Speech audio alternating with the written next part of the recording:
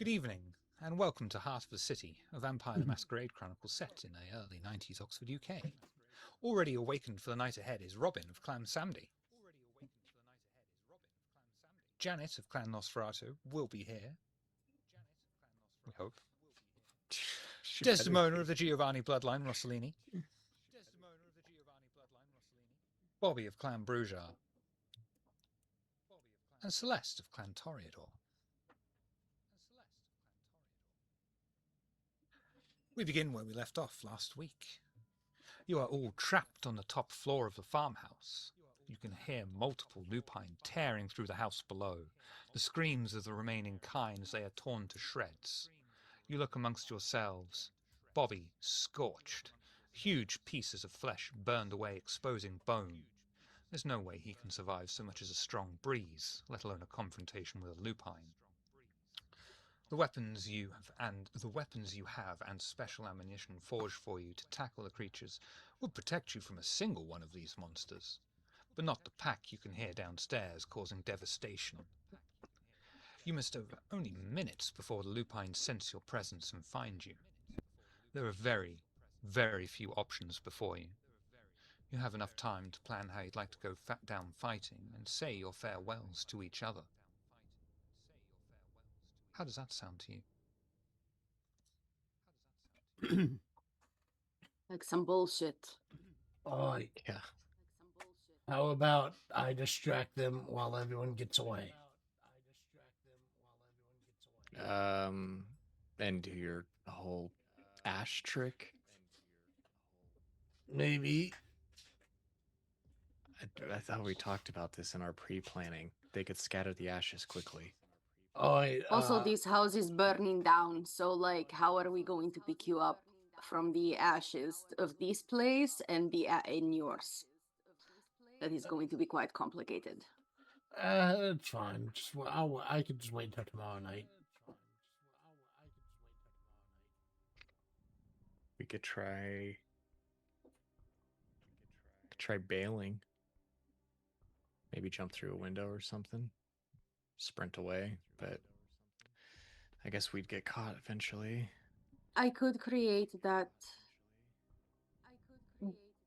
dome of utter darkness. All living creatures do not feel good within that, like at all. They cannot breathe.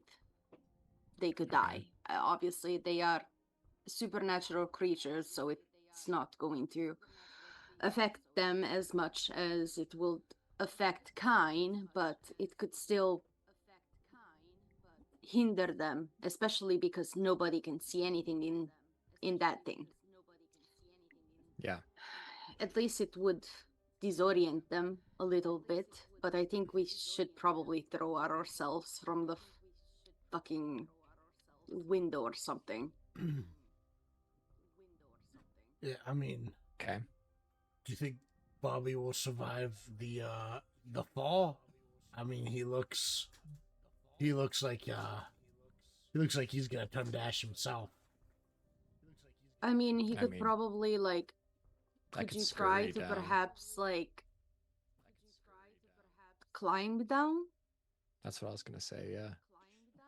Kind of like scurry my way down. Actually, Robin, do you think that you are strong enough and dexterous enough to, like, just hold Robin? I mean, and go down with him? Dexterous enough, sure. Strong enough? I don't know, maybe. I could try. If anything, maybe you could just let me down. Like, I'll just climb down, and then I can hold on to your arm while I just drop. How about this? You hold on to me, right? You hold on to me, and then I'll climb down. How's that sound? I've got a lot of loose skin. Yeah, you can just get a good grip. Okay. Just, you know that you can utilize your vitae to, like, help you out physically, right? Yeah. I thought I would be fine. Like, no, I'm telling Robin, because maybe he forgot. I know. Okay. Definitely. All right, Bob, you ready? I'm ready. I guess I'll climb onto his back. I will spend Two corpses. I'll spend 2 points of blood to boost my strength by 2 points for the scene. Before you do that, Okay.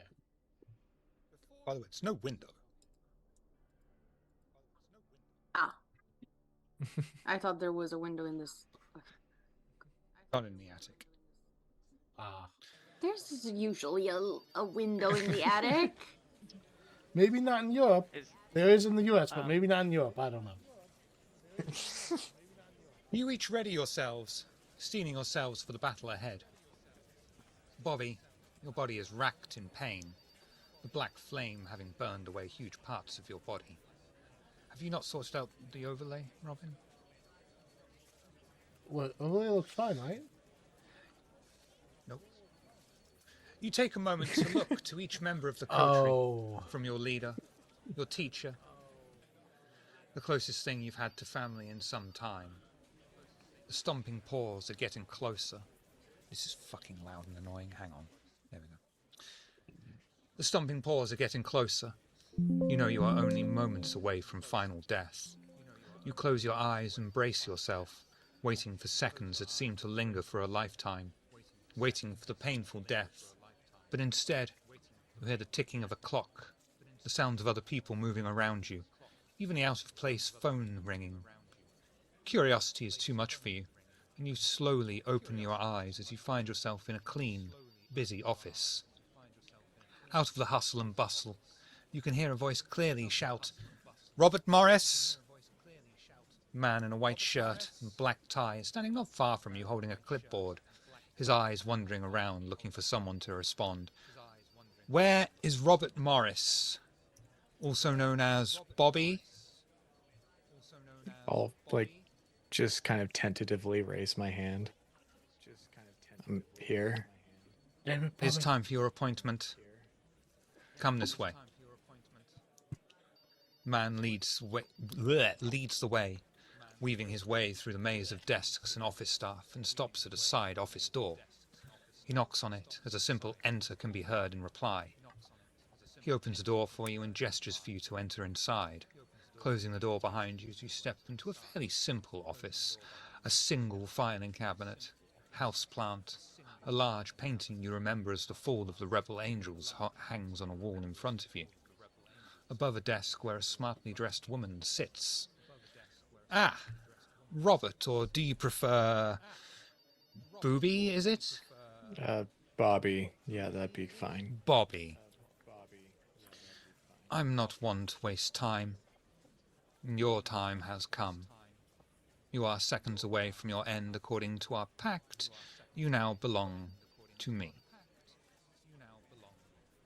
Oh. This shall so be your soon. eternity.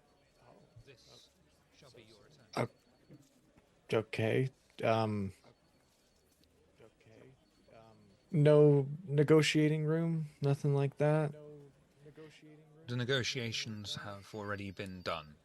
That is why you are here and why I am here. I get that, but I'm needed back there. You're practically dead already. You can probably feel a draft in your innards. What could you even offer? I don't know. Final solution, I've always been the one to throw myself in headstrong. If they need someone to die, at least let me die protecting them. Don't let me just die on Robin's back. Do I want to die? I am to die. Be changed.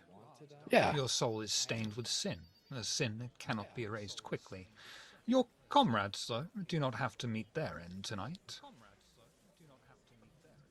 Okay. Yeah, that's what I'm saying.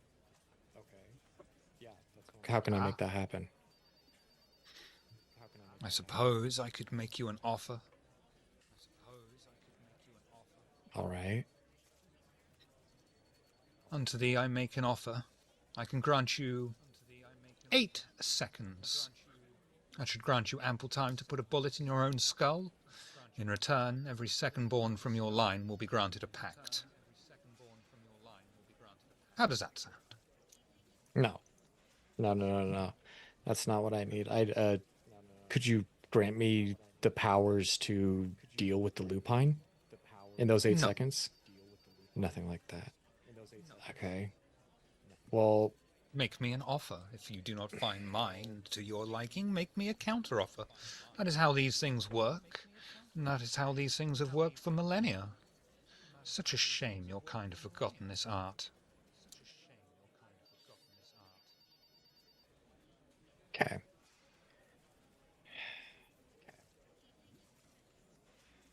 I can offer in exchange myself and my child. In exchange, you give me the ability to deal with the lupine, protect my coterie, leaving them alone and out of this entirely. I could remove half of them from danger. The remainder will be left to their fate. The coterie's memory of you will be that you ran away attempting to save yourself and subsequently destroyed. Any remnants of your familial line shall be subject to my presence. Fine. Really? What do I have to offer you? I want to save them all if I can. So at least I owe them.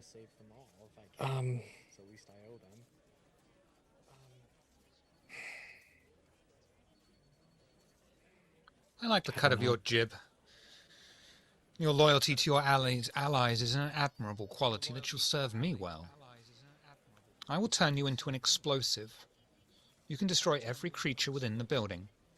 Your allies will know you saved them, and each shall be given a chance to return in exchange for becoming mine upon their death. That includes if you take them with you in an explosion. Okay. But they still have the option to refuse you upon death. You'll simply just pay them a visit. They could, though I doubt they would refuse. After all, the choice is existence or nothing. Exactly. But having that choice is still important. With those terms, yeah, I can agree to that. Shall you? See you in a sec. That wasn't what we agreed, but okay. Well, I mean, we'll see. You never know. I don't know how these rules work. Spend all this time prepping for him, sending him messages during the week, Yeah. only for him to just say, yeah, fuck it, let's ignore what we planned and do something else. What do you mean? No, I thought that is what we planned. My bad. I thought. Oh, okay. I mean, if Well, you I want must to have agree missed to that, something. we can, but I don't think any of them have got another character rolled, and you will probably take True. them out with you in that explosion. Oh, I thought I had 8 seconds. But yeah, because that's a good point. It's a good point. No, that was the first offer. Yeah, you're right. Let me constitute. I know that. I'm right. I wrote the Yes, fucking you game. Sorry, I had to say that one. Okay, taking a step back, I'd like to add an addendum. If there's a way that you could remove them from the location or give me a grace period, I won't go back and immediately explode. Give me a minute. 2. A minute. Let's say 2. 2 minutes. I will allow you to exist long enough to charge at the lupine, explode, and wipe out all but one of them. Your, what do you call it, cadre, will be spared and will continue their existence. I will not offer them a pact either. They will be aware of your sacrifice, though they may not understand how it came to be. You will not be offered an extended time to say goodbye, and you will belong to me for all existence and a day. Sure. As long as they survive. Excellent. I enjoyed sparring with you. You've made a refreshing change rather than begging for life. I shall send you back. You shall fulfill your part of the pact. Failure to do so, or attempting to change the pact, will result in you and your allies' final death and their enslavement to me, followed by agonizing torture until the end of time and 2 days. Agreed? Sure. She extends her hand and offers to shake yours. he would extend his, and he would say, I feel like I've never been very good at this deal-making thing, and shake it. No, you weren't. You nearly agreed to two completely different things.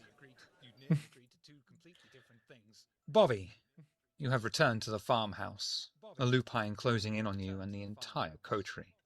Though your body is extremely damaged, you feel no pain, just heat rising inside of you. There are only moments before the lupine crash through, and no matter where you are, will take out everyone around you. What would you like to do? I would just scream, get out while you can now, run, move. Are you sure you want to do that? Why would I not get my coterie away? And I'd rush Change forward the as I'm pack? like screaming this. Oh yeah, good point. You're right. Now, I'll just rush forward and try to take this werewolf with me if I can like grab it, pull it down, head downstairs. One final time. Dex, athletics. Hell yeah.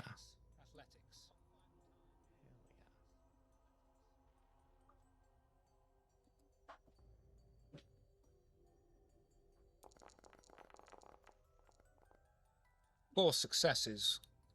Unless... I think it's fair, though. We'll bank Nikolai's success for someone else. Unless he particularly wants it, but... Bobby, charging forward. No words.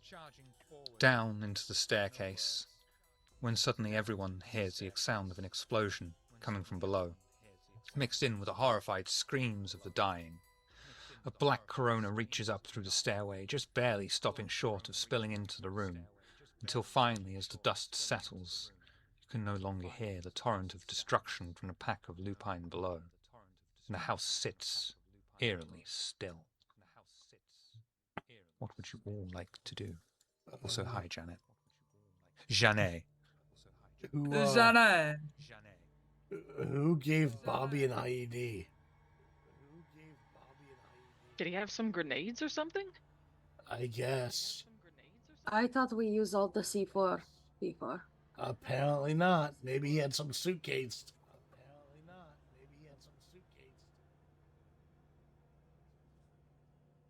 I'll activate Auspect and go down the stairs, or a perception, to see if there's anything left down there. Stairs creak from every step you take, down upon them in stark contrast to the silent ascent you made only minutes ago. It feels like a week. Although the house's structure remains intact, it is riddled with destruction. Scorched into the walls are the outlines of several lupine and even what appears to be Bobby, the silhouette's middle finger raised. As you crawl over the pile of debris towards the house exit, you see the hallway ahead of you.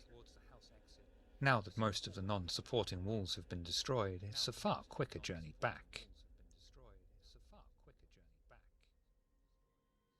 I follow down, I'm emptying the Desert Beagle and putting five bullets, because it's 5 rounds, right? In the Desert Beagle?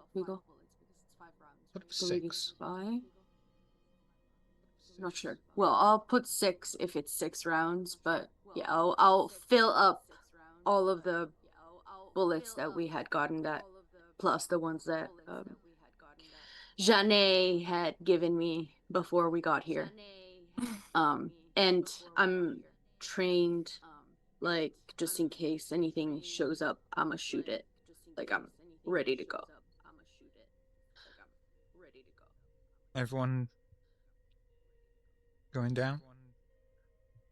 Yes. Except Bobby, of course. He was the Went first down the down. hardest. Yeah, I was gonna say. That's true. He was also the first out, technically, or at least bits of him. Down and out. As you close in on the exit, you hear the crashing of debris as pieces of destroyed wooden furniture drops to the ground. What's this? Rising out of the detritus is a single remaining lupine, its body bearing damage but clearly still alive and standing between you and your only way out. It releases an ear-splitting howl of anger as the 14-foot-tall monster of teeth and claw focuses in on all of you. Everybody roll initiative, please. Do you want us to put our tokens on there first? I don't even know where the tracker is. It's the crossroads. Okay.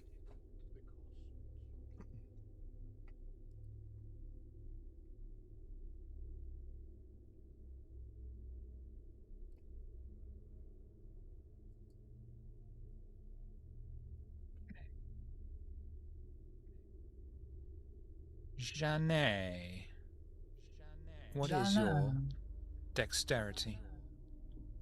3. Robin, what's your dexterity? Oh, your dexterity is going to be higher than 3, I'm guessing. 5. Okay.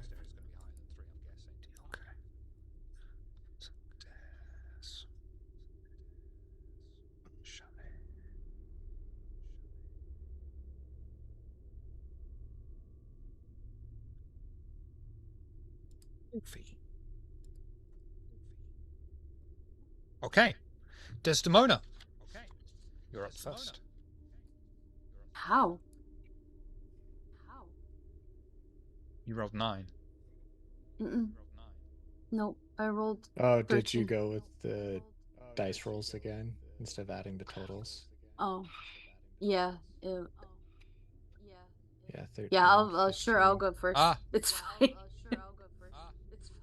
Like whatever. Yeah, because you add your dex and stuff to it, so like under the initiative roll, it has the actual total with all your Oh, bonuses. that's cool. And Well, stuff. bollocks. That's a great feature to have. That's really why I was love the like, fact that they just I make the am dice kind of roll like really at the big bottom and- of this initiative. It's great that they make the dice roll really big, but the result really small. Yeah, That's exactly. great, intuitive. It is Whoever really made tiny. that, absolute genius, and is not a complete cunt. And if we put You're our right. tokens, You think it would be inverted, right? Yeah. if we drop our tokens in before we roll, it'll auto calculate everything. Okay, well, Desdemona, what would you like to do? I'm shooting. I'm shooting. I was ready. I'm shooting the thing as soon as it starts fucking like howling or whatever. Perception, firearms. I'm gonna roll on the firearms, but I'm gonna like just so I'm gonna increase the dexterity to match my perception. Okay. Okay. I Okay, will I see, switch I see. if anything else because it's calculated with dexterity. And I will use it. I get you. I assume your perception's higher than your dexterity. Yeah. Yeah, okay. That's all right then. It's a good shot. It's a good shot.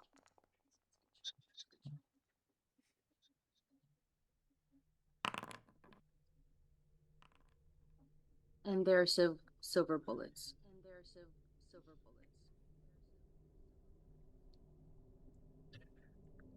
Desdemona, ready. Conserving your ammunition, you fire 2 rounds. One of them pangs straight off the werewolf's huge hide. Luckily for you, though, the other one pierces straight through as it lets out a very pained yelp. Robin. Should I cross out 2 bullets then?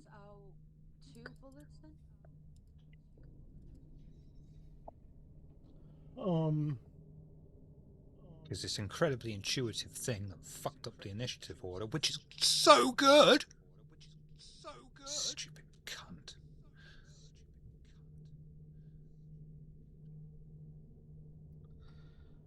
Let's see.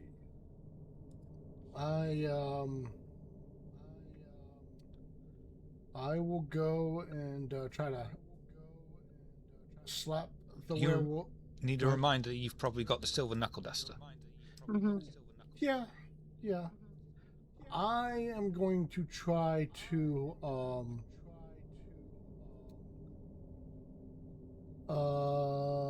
slap the werewolf's leg using necrosis.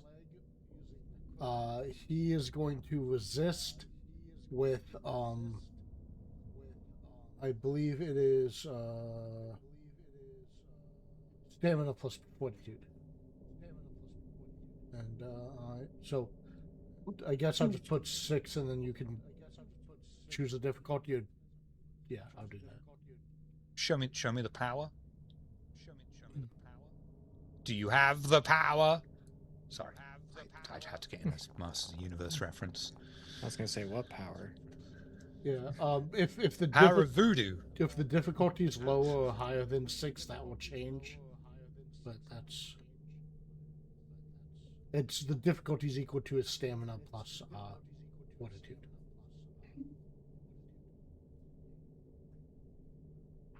Okay, I'm going to let you do that.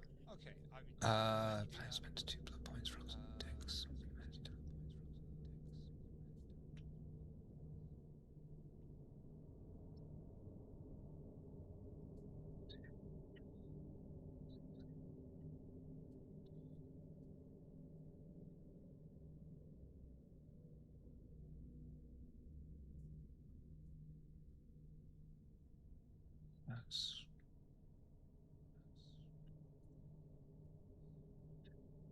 It's one of them complicated powers this is, Master.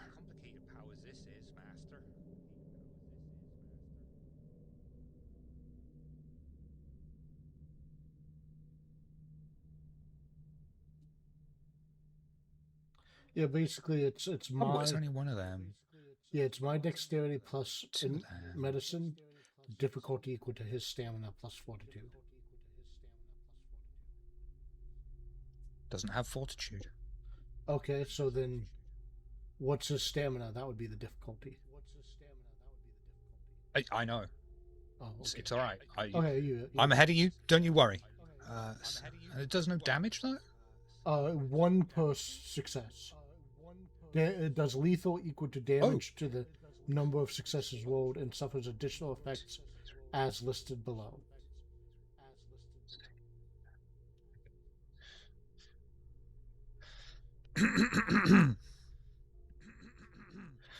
Robin, ducking and weaving through the bullets like some sort of elegant ballerina made of wax that's melting.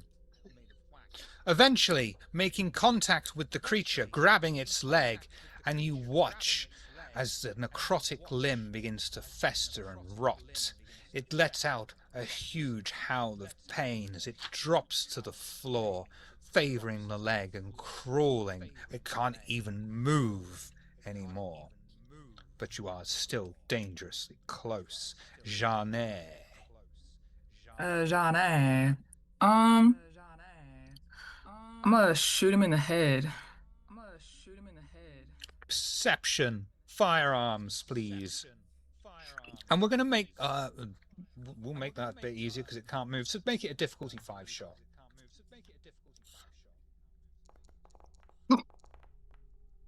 Perfect. Damage is... something? Something? It's the 9 mil. Is this 4B for my Barilla? Roll 5d10, please. I nearly said d6.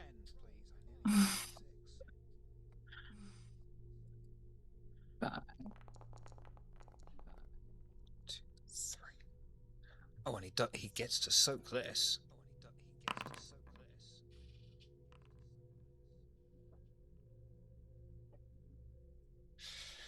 Janet, you fire off the gun, round after round. Did you get given any silver bullets? I have Yeah, 4. she had 3. 4, yeah. Yeah. 4. You're only going to fire off the one because this is a 14-foot tall killing machine that's not even moving in front of you. You fire off the single bullet and watch as it makes impact with the creature's head. Somehow it is still reeling in pain, even though you can see the impacted bullet has pierced its skin and blood is pouring out through the wound. Celeste.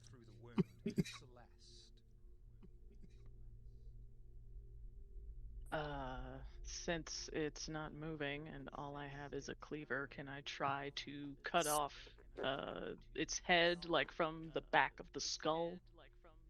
Let's find out. Strength melee, please. I've got a meat cleaver attack thing. Or well, no, you're right. Yeah, strength. Yeah. You said strength melee, so we're gonna click some buttons. I'm gonna use a willpower.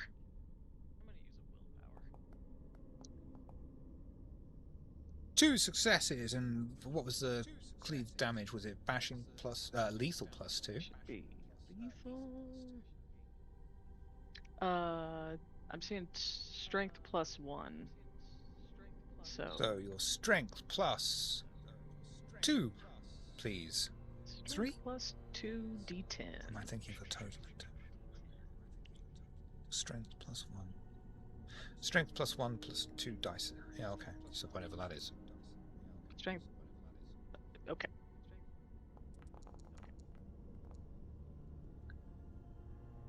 Can't, because it's lethal. 1, 2, 3. 1, 2, 3. Fuck it. It's close enough, and it's not like he could do anything at this point. Celeste! Climbing upon the creature's back, pulling up the piece of fur you can get to and start hacking away through the cleaver, eventually ripping off its head and holding it high up as if you were some sort of hunter from an alien world that's chased action movie stars through the jungle and then Danny Glover through an urban jungle. Predator and Predator 2.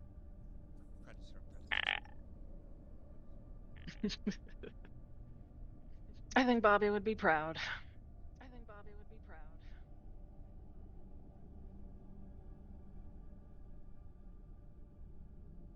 The remaining lupine lays defeated before you. No doubt, though, more will be on the way soon. The car isn't too far away, fortunately, and you'll be able to make it back to the car without incident. As you drive swiftly through the night, away from the wreckage and back into the city, is there anything you would like to talk about? Can I keep the head? Yeah. Cool. If you need help with cleaning it and like making it not stinky or like doing some you know,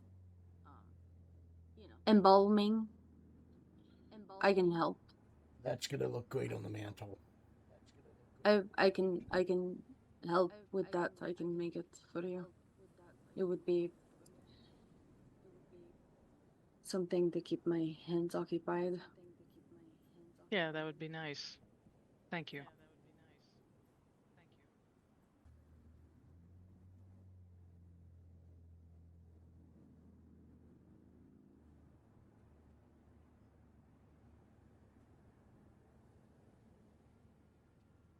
Would you like to drive back to the Haven, or somewhere else in specific? There isn't much time before dawn, but you might be able to make a small side quest to Burger Emperor or something.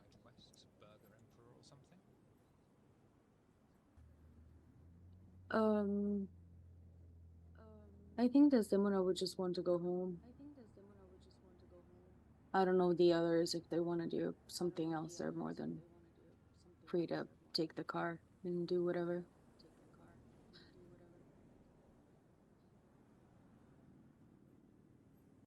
You make Celeste the is drive gonna back to go the clubbing. Oh, sorry.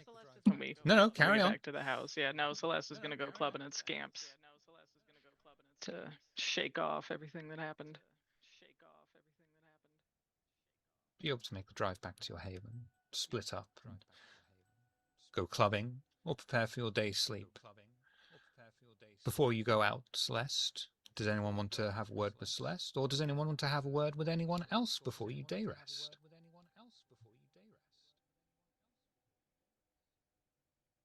I would just say to everybody, since the confrontation with the disgusting pile of shit Tremere, just make sure that you are fully fed before going to rest. Oh, yes. We, if needed, we do have blood packs in the fridge downstairs in the mortuary. Take care of yourselves. Let's not try to lose more than we already had. We gonna do a funeral or anything for Bobby, or do we just keep going?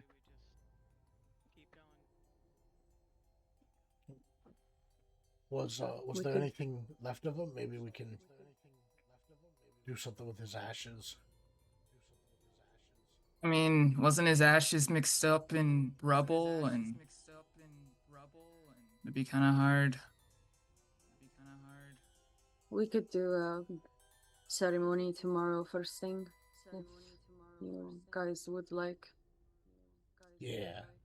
Bobby, werewolf slayer.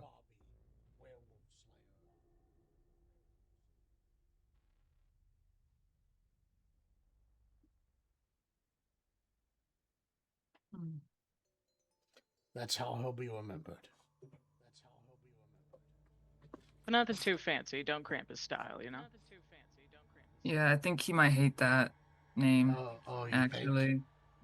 What name do you think he'd like better? Bobby.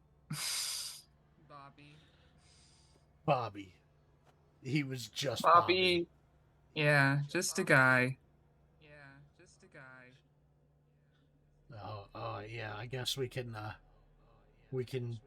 toast to Bobby being just a guy. You said that we have like some time. A little bit of time, yeah.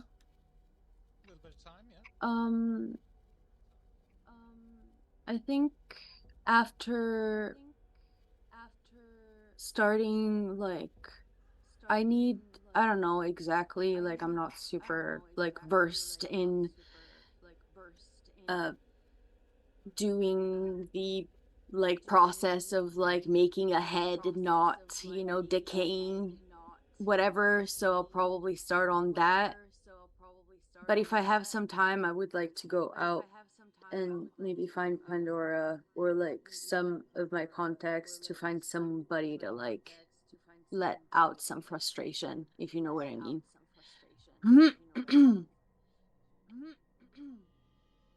Kind of, but you threw me when you said Pandora. I mean, maybe Pandora has somebody that, you know, Oh. she wants me to manhandle. Because she did say that that was an interesting proposition and that she might, like, you know, I mean, hit me up for even that. if She she was the doesn't, you'll be only able to one that go- was like, you'd be able to go at the very least with Celeste clubbing and almost certainly find someone there.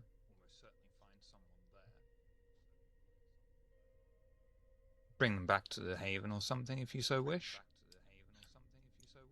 Yeah, we could go honeypotting, girl. Cry in the club. Feed on people. Who cares? Sounds like a blast. I can't feed publicly.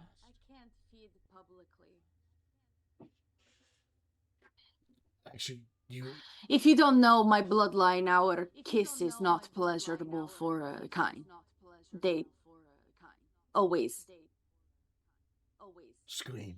seem like they're in horrendous pain, which is great for me, but it is not great for the Masquerade. Oh, so you need that kind of place. Okay, I get you. Yeah, I guess. Do you know something? Would I know of any place like that? Man, but the first rule of Fight Club is don't talk about Fight Club. You don't need to talk about it. You just need to bring me there. There is a place like that, but I can't remember the name of the damn place. I was about to like look some up, homie. It's like Oxford, redacted.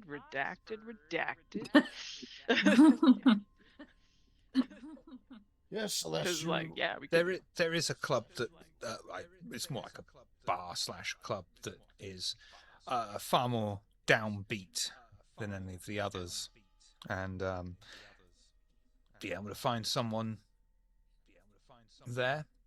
Fisting for Jesus. Where screaming's Yeah, as I pretty was saying, fisting far for for the Jesus. course. Right, yeah. Wow, it was a good Christian missionary. Yeah, Celeste can roll with that. Let me do all that. You don't need to roll. I will give all of you a willpower. Desdemona, you can have 2. Celeste, you can have 2. Congratulations. Going to Fight Club. Wee.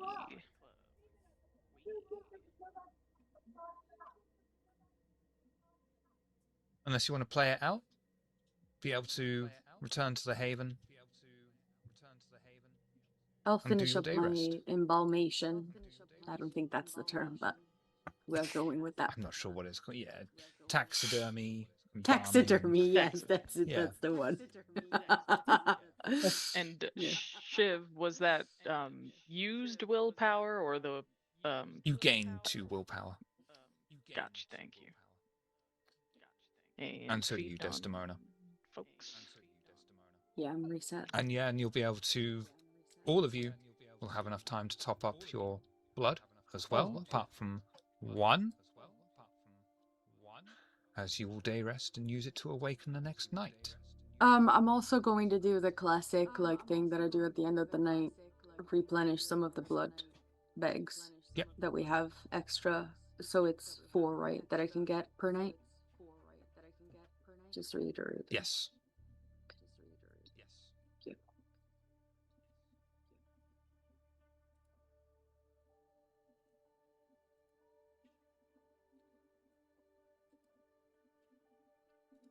And you will each awaken within the haven, preparing for the night ahead once more, and gather together downstairs in the main room, where Desdemona will lead the coterie forward and inform you of the plans for the night, unless anyone wants to intercept anyone beforehand.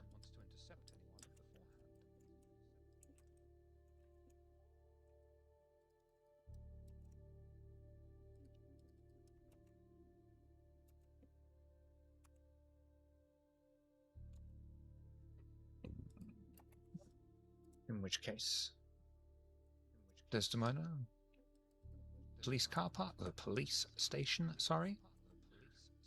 For Well, no, Officer we're Florence. doing a little ceremony for Bobby first. A toast, at least. Well, I guess we wake up and we spend a blood point to awaken, right? Blah blah blah. So Yep. I guess yeah, I could bring a few blood bags out and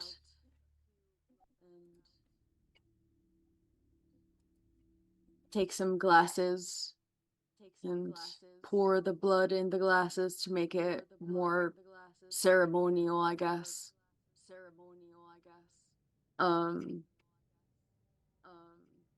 Would his skateboard still be around in his room? Okay. I'd grab that low key. Light a few candles. Make it like an altar.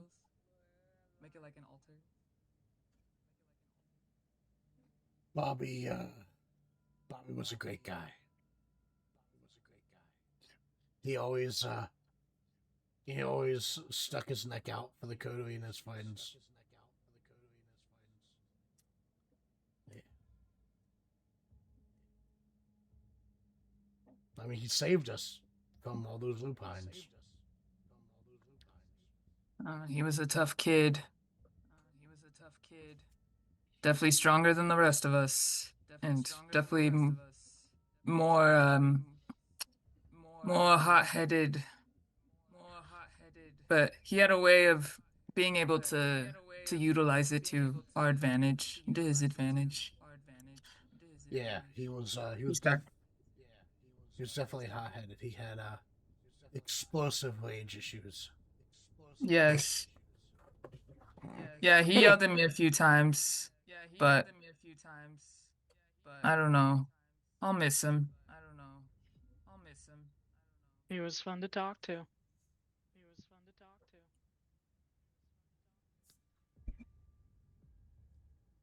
I wasn't expecting him to sacrifice his life for our own. But he did indeed save us. He showed a lot of courage and determination. He had his downfalls, but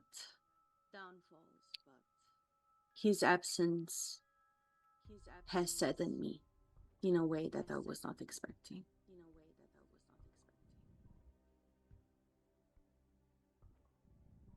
And just cheers. To Bobby. To Bobby. To Bobby. To Bobby. To Flint's.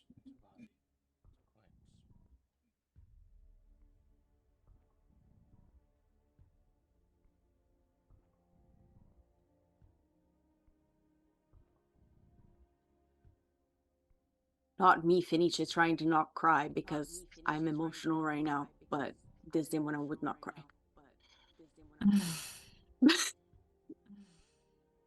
Let me see here. I'm gonna. Celeste is holding back the blood tears. Barely. I'm wondering whether or not Bobby might have written a letter to the coterie in the event of his untimely death. And if he did, what would that sound like? The kindred formerly known as Bobby. Taped to the underside of the skateboard. See, the problem is I find. love that. Like, I wish he would, but knowing Bobby, he wouldn't have left anything. Like, he didn't know. Like, he lived every day like it was going to be his last, you know? And so, maybe, if anything, if he had a premonition, you know, if he had a feeling about it, you just find a little note in his room, just like kind of left somewhere, that would just say, good luck. Glad I don't have to deal with this shit anymore. Bobby. How Lance, he's a dick. Yeah, no, fuck John. Fuck John, fuck Lance. Fuck both of them. Actually, that too. That being said, you do remind me, he probably would put two. Make sure John doesn't live longer than I do. Or did, anyway.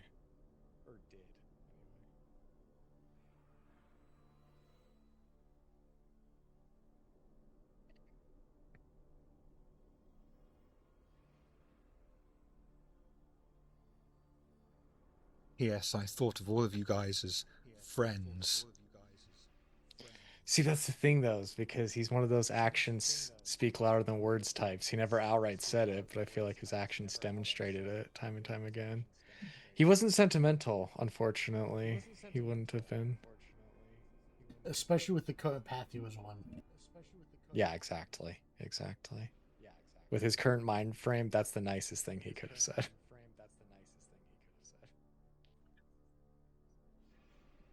With that touching eulogy, Desdemona, you have the night ahead of you to plan. What do you and your coterie like to do?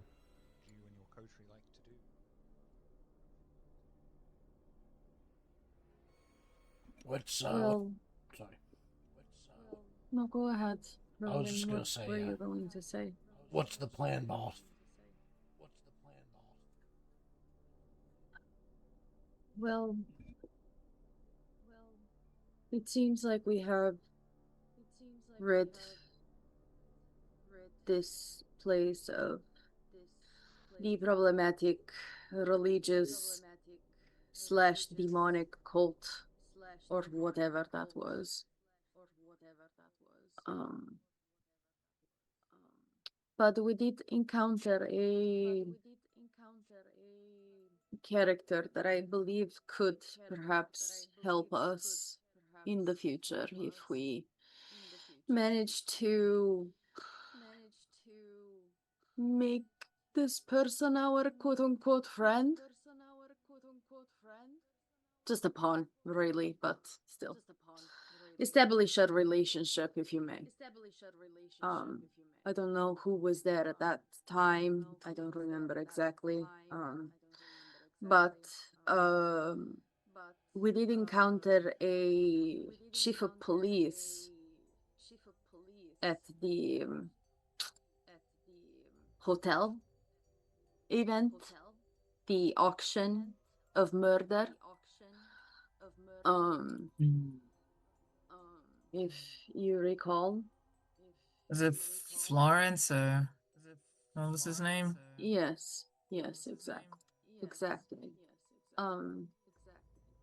I have had information that he is part of the chief police of Oxford, so perhaps we could go and try to have a little chat with him and bring him under the fold, into the fold, whatever the fucking saying is.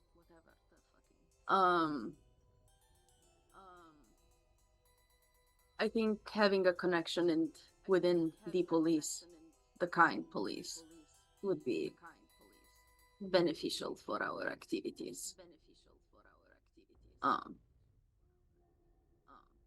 That is the only suggestion I have.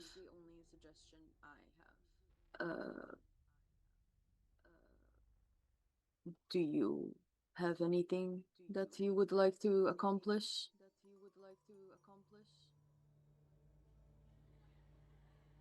I mean, we can start with that. And then I guess something comes up. Nothing pressing. Well, I guess for now, like, we haven't really had any other request aside from the Shadowland thing, which I believe we are about ready to tackle, but considering what happened yesterday with Bobby, perhaps we could take tonight to do something a little bit more laid back. Maybe when we go to the Shadowlands, we'll see Bobby. From what I understand, our soul is not ever going to the Shadowlands as kindred, but I guess there could be. Only maybe a couple ways to find out. You know, if we were just going to That see is him just- again in a different dimension, I wouldn't have toasted to him. What a guy. Sheesh.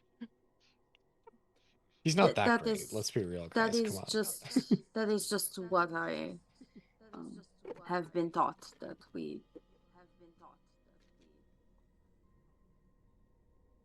that the deal with us is that we don't have after our death, kind. It is usually final. It is called final death for a reason. Yeah, It's just but darkness after. It's nothingness. It is.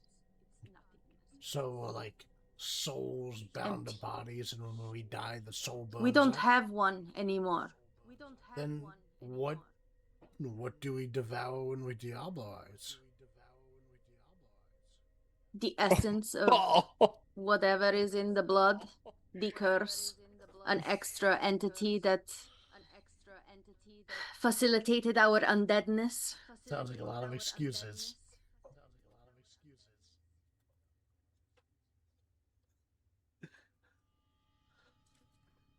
I'm just telling you what I read. I don't know. I have not experienced either. So That's fair. You know, scholars may disagree. There's only one way to find out, and that's to research it and try to figure it out. as a necromancer belonging to one of the oldest lineages of necromancers, Giovanni, I believe that I would have a good information about this. So Absolutely. yeah. As a dead guy, I have my gut instincts. Sure. We're all dead, but okay. Okay. Grab whatever you need. And I'll meet you. We shall meet outside in half an hour so we can go to the police station. I'm going to freshen up a little bit before we head out. Celeste will keep the meat cleaver at home. Don't need to bring that to a police station. Probably not.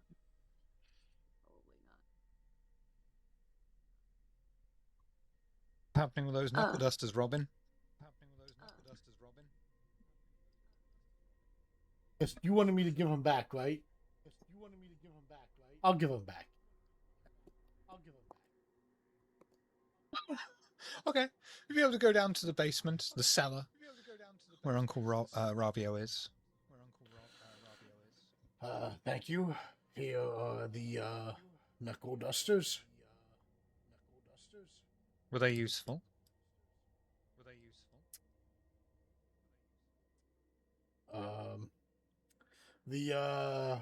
The encounter didn't last as long as I thought, but I'm sure they would have been had the lupine not died so easily.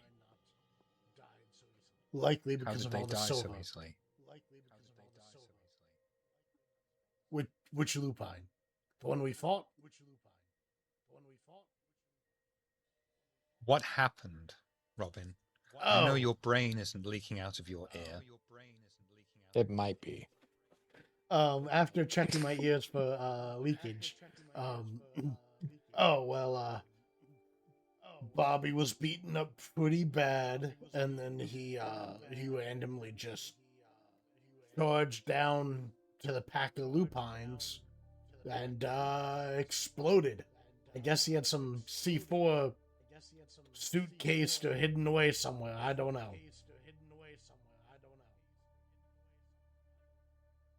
You've lost one of your coterie already? I mean, I don't think we necessarily lost him. I think it was more of a valiant sacrifice. We knew where he was. He died. Like, we confirmed he died. He's not missing. And I specifically told you to keep them all alive. Yeah, and I was prepared to take Bobby and throw him over my shoulder and carry him out of the attic, but he, on his own volition, decided he wanted to be the hero and charged the lupine. And I mean, look, I didn't put the explosives in him. Somehow he filled himself with explosives, and I just didn't know about it. I mean, He died a noble death. yeah, A grand death. it was. And you suffer a coward's penance for it. You will give yourself 10 lashes. Self-flagellation. Fine, yeah, okay. Do Right not now? lose another one. I'm sorry. I will, I mean, what do you want me to do? Like, I'm not gonna do cavity inspections to make sure people aren't carrying around explosives with them. He's not paying you any attention. He's walking over to one of the walls, grabbing a belt off of it. He walks past you as he throws the belt at your knees. Now, Okay. I must go and talk to my niece and ensure that she is well. Okay. I'll just take off my shirt, grab the belt, and start. I'd imagine as he's just walking off there and he's wet, squelchy. Yeah. I was gonna say it's like smacking pudding or flan or something like Yeah. that, you know? Sounds like Donald Duck with a cough.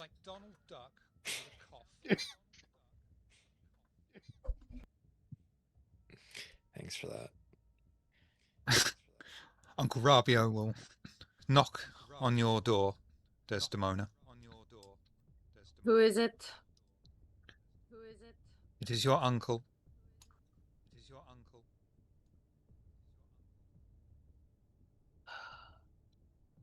Come in. He'll silently enter and just close the door behind him. He won't help himself. He looks straight at you, hands clasped in front of him. I understand you've lost one tonight, or last night, sorry. Yes, we did. You've never had to deal with loss directly before. How are you handling it?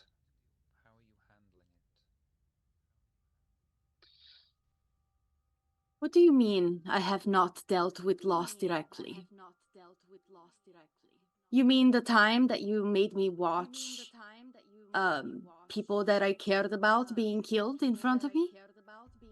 Or do you mean every time that you took away anything that I cared about in front of me?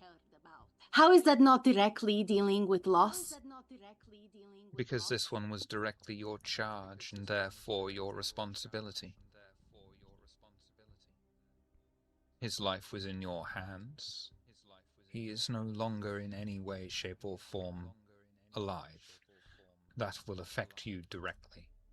That was not my choice. It was his choice, and I respect his choice for giving his life in order to save ours. Am I content about it? No, I am not, but I am okay. I am here, and I'm continuing to do what I need to do to keep going. Such a healthy attitude. Death is just the beginning.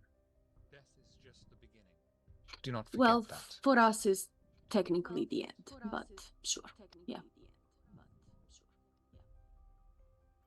You will learn that there are many different beginnings. There is no ending, just a new start.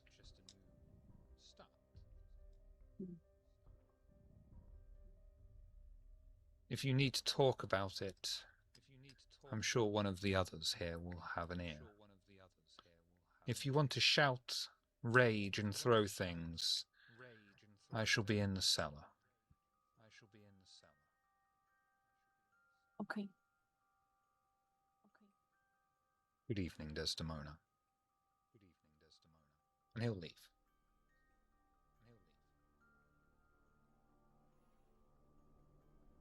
Anyone else want to try and traumatize someone in the player group? Okay.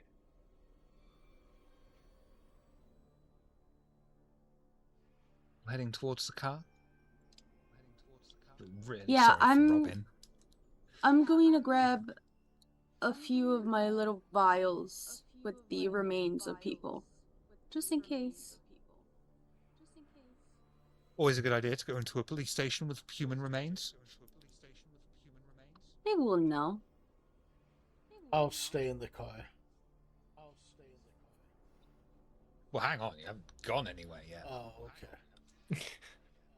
Yeah, if we go to the police station, I'll probably just stay in my casket. I don't want to. They've got cameras. Like, they watch the cameras. It's probably best if I just stay. I had asked our informants, our little rabbits, if there was a better way for us to infiltrate the police station. And they did say that perchance we could try our way underground. Like they mentioned something about a car park underground.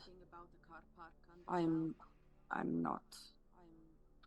I don't know. I guess we haven't gone there yet, so I'm not familiar, but supposedly there is a way underground for us to sneak in instead of going through the whole police process, which everybody knows usually takes forever and might put us a little bit more on the radar than we would like.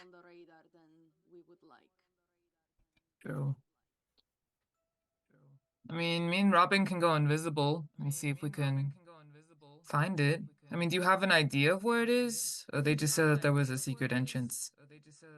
It is not like didn't say a secret entrance. They said that there's a way where they park their car underground and that Oh, perhaps we could go through that parking instead of the front door, if that makes sense.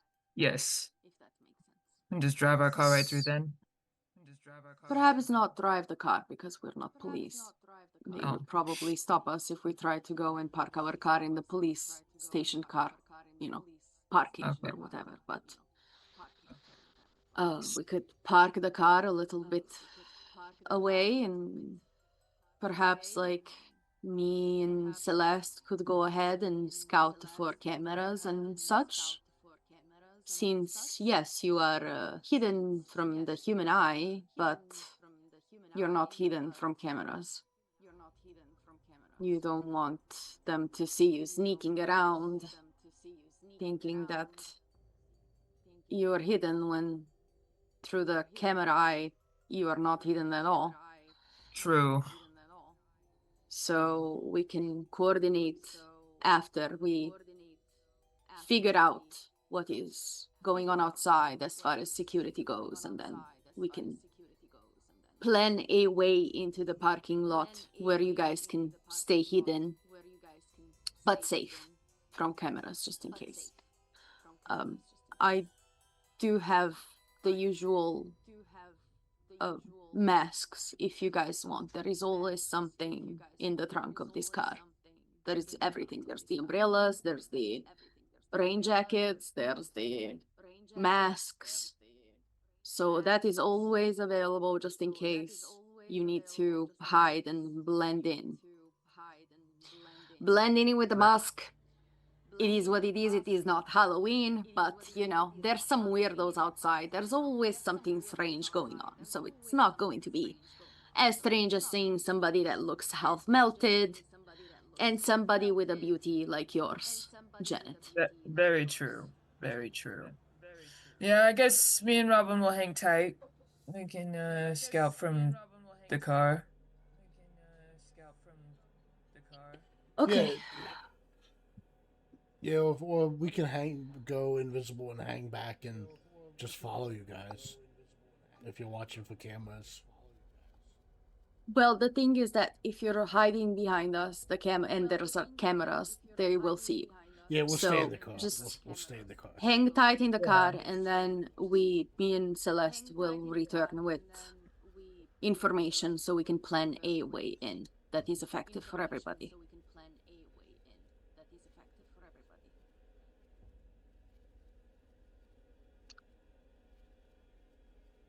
I guess like we're having this conversation on our way there. Yeah. Okay. In the car, yeah. Making sure.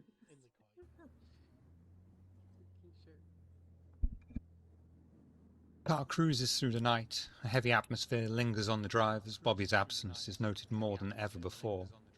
We park up in the vicinity of the main police station of Oxford, near the gardens that you not all that long ago liberated the Black Tulip from. Those of you that do not remain in the car walk towards the police station, avoiding the CCTV cameras and detour into the underground car park the police use to store their vehicles when not in use. You duck and weave through the maze of parked cars and riot vans. You notice a few security cameras hanging on the walls, but oddly, they are pointed downwards and shut off.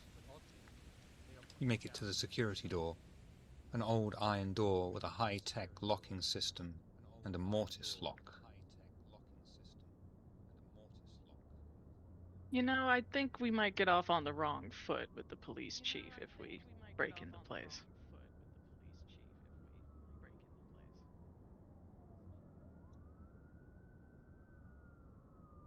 Honey, he doesn't have a choice. Not going to have a choice. He's a kind. Who cares? I'll scramble his brain if he wants to say or do something. It is not a problem. Excuse me, you guys failing to get inside? Oh, officer, perfect timing. We have an appointment with the chief of police. Just from like around the corner, you'd see just like a tall, furry, well-groomed man wearing a suit. He says, I was reckoning to get in there myself. Oh my god, it's Colonel Sanders. And who are you, perchance? And what You're- business do you have from like going into the back door? And you're Pardon, where- reckoning to have business, huh? Yeah, where are my manners? He would extend a hand to whichever one he was closest. He'd say, Charles McLean. I'll shake your hand. My hand is gloved. Thick And, leather gloves. And who are you, young lady? Celeste, you sound like you're far away from home. I am. You could say I'm enjoying retirement. How old do you look like? Like late 40s, maybe early 50s. I put a picture in chat. I can send his actual picture too. Yeah, I Yes, heard yes, furry. yes. He's a furry. Oh my man. god, shut the What?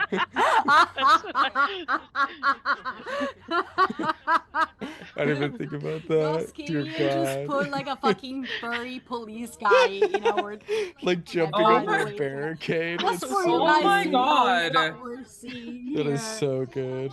No, I'm so glad someone else thought he said furry. Thank Yeah, God for that. That's so Oh, No, wow, he what a did. photo. He said hairy. No, I he said did- hairy. A furry. He said he was a furry man, which Yeah, is yeah, like A Say furry, furry. well-dressed man. He's a silver fox. Hey yo, like hello, who is this guy? Charles Okay. McLean, he just said that. Charles. Mhm, mhm. Okay, the actual picture is like much better. It is not a furry in a police suit. I don't know. The Yeah. furry picture was kind of lit. I know. I'm gonna reconsider my whole Janae character. furry confirmed. I've been.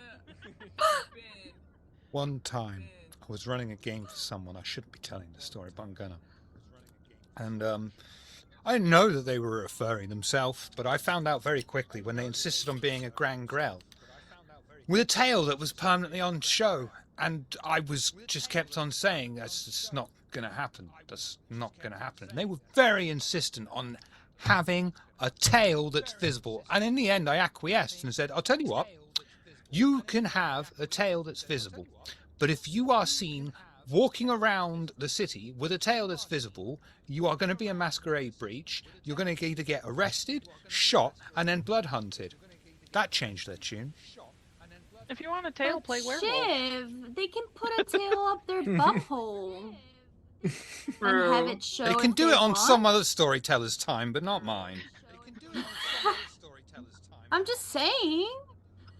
Like, that does exist. It Here's a does point. It does Yes, exist, it but should- again, I like if you walk around with a butt plug tail up your ass in public, that's called public indecency.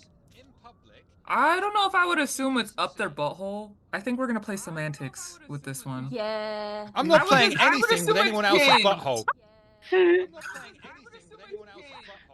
I don't know. Anyways. I would like to. I'm literally staring this guy down without blinking. Can I do like a perception empathy What are you after here? for vibes? Yeah, I was don't about have to ask, can I aspects, vibe Can we but go through a I'm vibe like, check? I tag. Can I just Yeah, I need do a vibe check check? this guy. Like, is he breathing? Is he like? I mean, you'll be able to tell particularly, even like- with thick leather gloves. His hands quite cold to the touch. It's Yeah, very- but there are people with like He's he's an older gentleman. Maybe he has circulation problems. Okay, like who knows? Ow. True.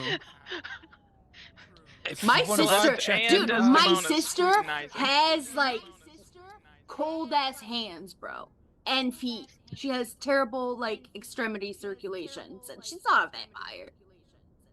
that you know I of. mean, Yeah, She wouldn't I've just tell you. seen- There's a we've masquerade. walked in the sunshine Thin together. blood. She could be one of Thin them blood. daywalkers I've heard about. Yeah. Fortitude. She could be a thin blood. You don't know these things. Mhm. She would tell me because she Amazing. knows that I've always wanted to be a vampire. She would make me one. Okay. I'm not even joking. I'm still on the She's a thin Delulu blood, in juice, which okay? case she'd just be too ashamed. Exactly. She doesn't want to No, embarrass she'd tell me herself. anyway. She'd tell me anyway. It's not like that. I'm We don't thin keep little secrets. yam. I can't We make you don't a real keep secrets. vampire. I don't Me and know my why sister, she's hell talking no. like she's some sort of 16th Me century and my peasant sister, girl, we but that's don't what keep she's doing now. secrets. Like, she's literally my best friend. Doesn't exist. That is not in our lore. That you know of. I will fucking kick you in the ass, Chev. I'm tight No, with you my won't. brother, You're too. literally across the fucking We're besties. continent I from will me. I will kick you from across the fucking ocean. And I would complain. That's what Yeah. you're going to do if you reach out to me? I'm just saying. Just saying. Perception, awareness, awe, wits, occult, celeste. You know what to roll for your vibe check. Perception awareness. Vibe checking. Vibe Ah. check. Dang it. My Oh, eyes man. aren't working in this garage. It's too dark in this car park. He might be putting out some sort of aura, but The vibes are not fucking vibing light in today. here is just throwing it all off. The sodium lights are far too yellow for you to get a proper true reading. Desdemona, you're looking this guy over at his evil-looking 1920s mustache, down to his dress, the fact that he had an incredibly cold hand to the touch, and then you see the 4 retracted fangs, and you think, this guy is either LARPing, or he's part of the Camarilla.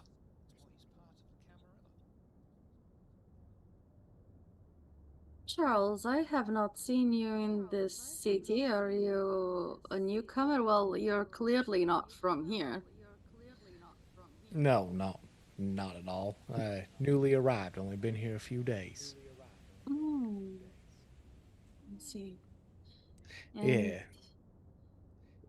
What can I ask? What are you trying to procure here in this police station? He kind of like scratches his head a little, like embarrassed, like abashed. He's like, "Well, this might sound strange, but I had a very interesting dream last night, and I awoke with the name Thalassia in my head, and I figured might as well check local records, see if there's any Thalassia here, you know?" You sure you wouldn't be Gracia. better served at a library, sir, than a police Oh, station? no, I mean, at least where I come from, there's usually more information found with the police than there would be at a library. I'm not reckoned to dig through any dusty tomes. There must be something relevant, and if it's not, then I'll just be on my way. Are you guys here Chief, for a does similar that- reason? Does that name ring a bell? Thalassia? No? No, we're here to talk to somebody we met outside of this environment, but we know that he works here. And we were just going to, like, check in. You know? Awesome. Well, seeing as you haven't tried to intimidate me or murder me in any such way, maybe we can both go in there and accomplish our business, and then we can, go our separate ways or whatever. Like I said, I don't know. I haven't had free time like this in quite some time. What are you retired from? Oh well, Looney Tunes. I'm a bit of an inventor and a CEO, or was anyway. Passed it on to my child. An inventor? Of what? Yeah, you ever heard of Kane Corp? It's a weapon manufacturing firm from the United States. My little invention. God knows people you've met have probably been murdered by some of my merchandise, and for that I'm very proud. Okay. I mean, I am a user of the Desert Beagle. I don't know if you produce that yourself. Oh no, I have nothing to do with that. Subpar in my own opinion. I prefer to use something lighter that packs a heavier punch. If you Desert like, Eagles though, from Israel. yeah, so I said he doesn't make it. Yeah, well, he has nothing to do with it. I just wanted to show off I know something about a gun. That's true. Good job, Chip. Good job, Chip.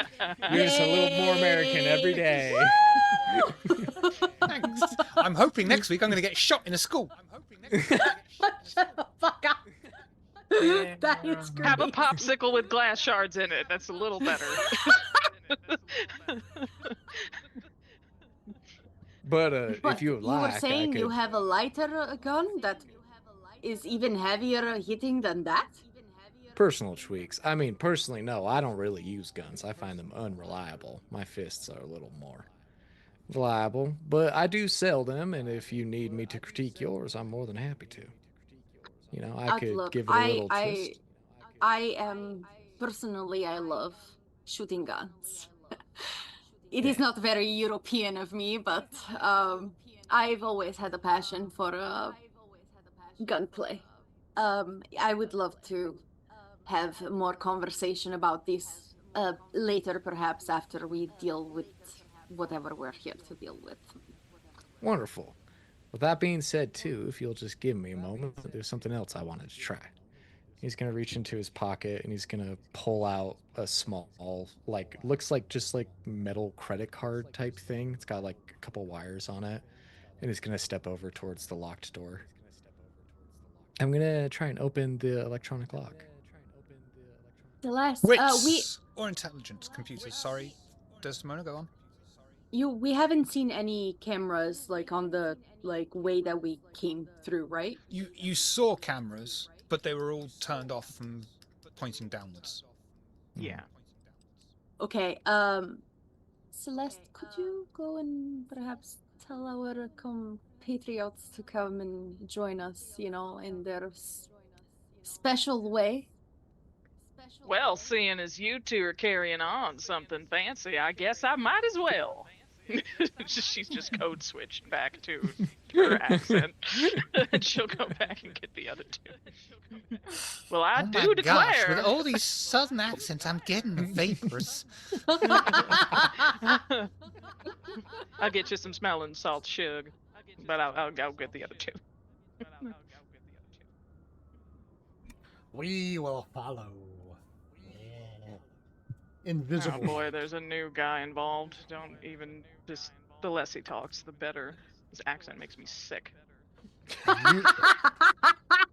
Damn. A new guy. What? What's he look like? Furry. Oh. One of them. Just come on.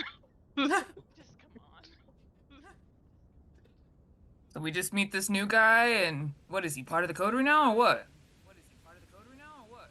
I don't know. Maybe he could distract the police when the station gets alerted we're there and we all run away. Whatever.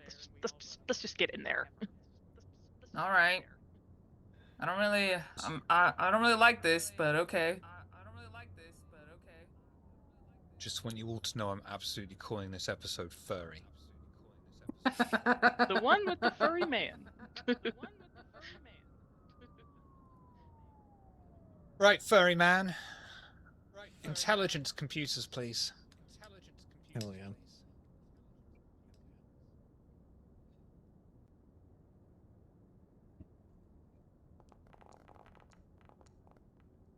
Bang. You slice through, unlocking the magnetic and electronic high-tech lock. As you do so, you couldn't help but hear in your head just the sound of a 12-year-old boy that might one day save humanity say, "Easy money." No one? Hell yeah. No one's watched Terminator 2? Really? It's been so long. It's been a long time. I'll be back. I feel like I'm surrounded by fucking sperm. Is that the get to the chopper now? No, that's Predator. No, That's Predator. Yeah, it is Predator. Yeah, okay. I forgot. Get to the Yeah. chopper! Oh!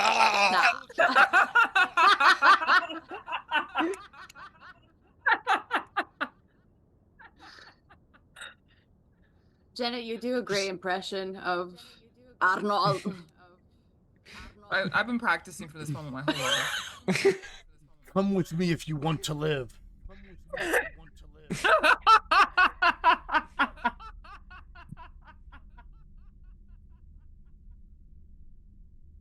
Nikolai, is it? I was thinking it was the Thing or something. No, I was thinking of the Running Man. I think. Kyle reached Sarah Connor, Terminator 1. That's going to annoy me. You said you'd kill me. I lied. That's going to annoy me. I don't know what. If anyone remembers what movie someone said, wait, you said you'd kill me. I lied. Let me know. It's really. You proceed forwards through the seldom seen backstaging area and fire exit. Unpainted concrete walls surround you as you ascend the staircase, checking the door on each floor to see if it is unlocked and quiet behind it, rather than pick a locked door and walk through into a busy office filled with policemen. You wait until you are near the top of the building before finally finding a door that is quiet enough to pass through. Dex, last need to pick the lock, please, someone. Celeste will do it.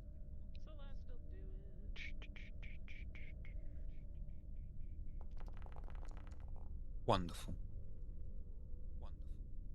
Why are there random tokens on?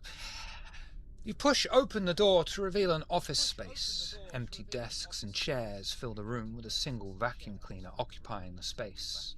Just a moment after you step in, the cleaning staff member walks up to the vacuum, headphones on, not noticing you at first, until they let out a startled yelp, take off their headphones and say, sorry, I didn't know anyone was going to be here. I'm scheduled on this area. Are you lost or new stuff? No, we have every right to be here.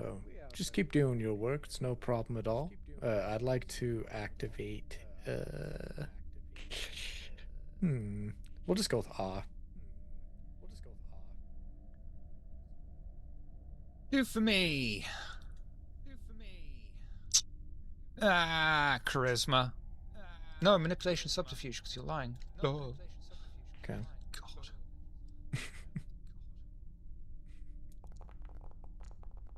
Oh, what an exotic accent. Of course. Do you need directions or anything, by the way? You okay? I think we should be all right. You know, just forget we were ever here and mind your business. Well, please, if you need to, you don't have to use the fire exit. You can use the internal lift to go wherever. It's not too much of a hassle or anything, and okay. Maybe I'll contradict myself real quick. Where is that internal lift?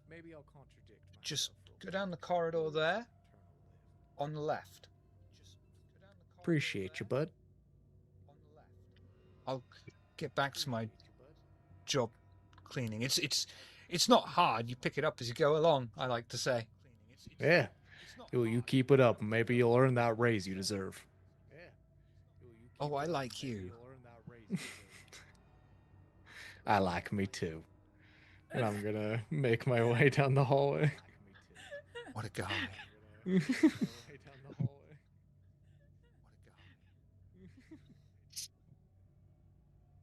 Going down into the lift. Yeah. As we're like walking over, I would look back towards the group and I'd say, "Do give me pardon. I've been on my own for some time. I'm just used to taking charge. Didn't mean to step on any toes." Yeah, it's fine this time, cowboy. But next time, watch yourself. That I can do, ma'am.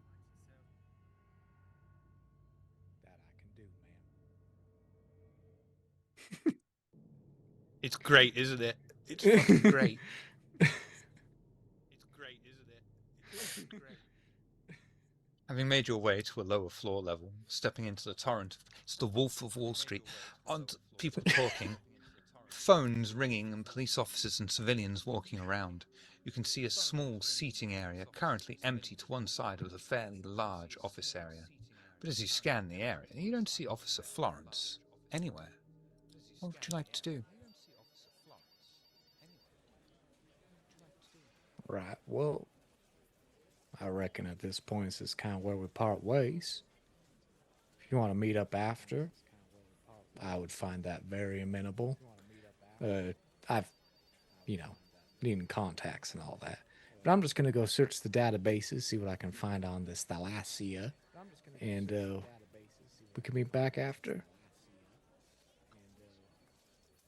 Yes, we can meet back after. I believe we could possibly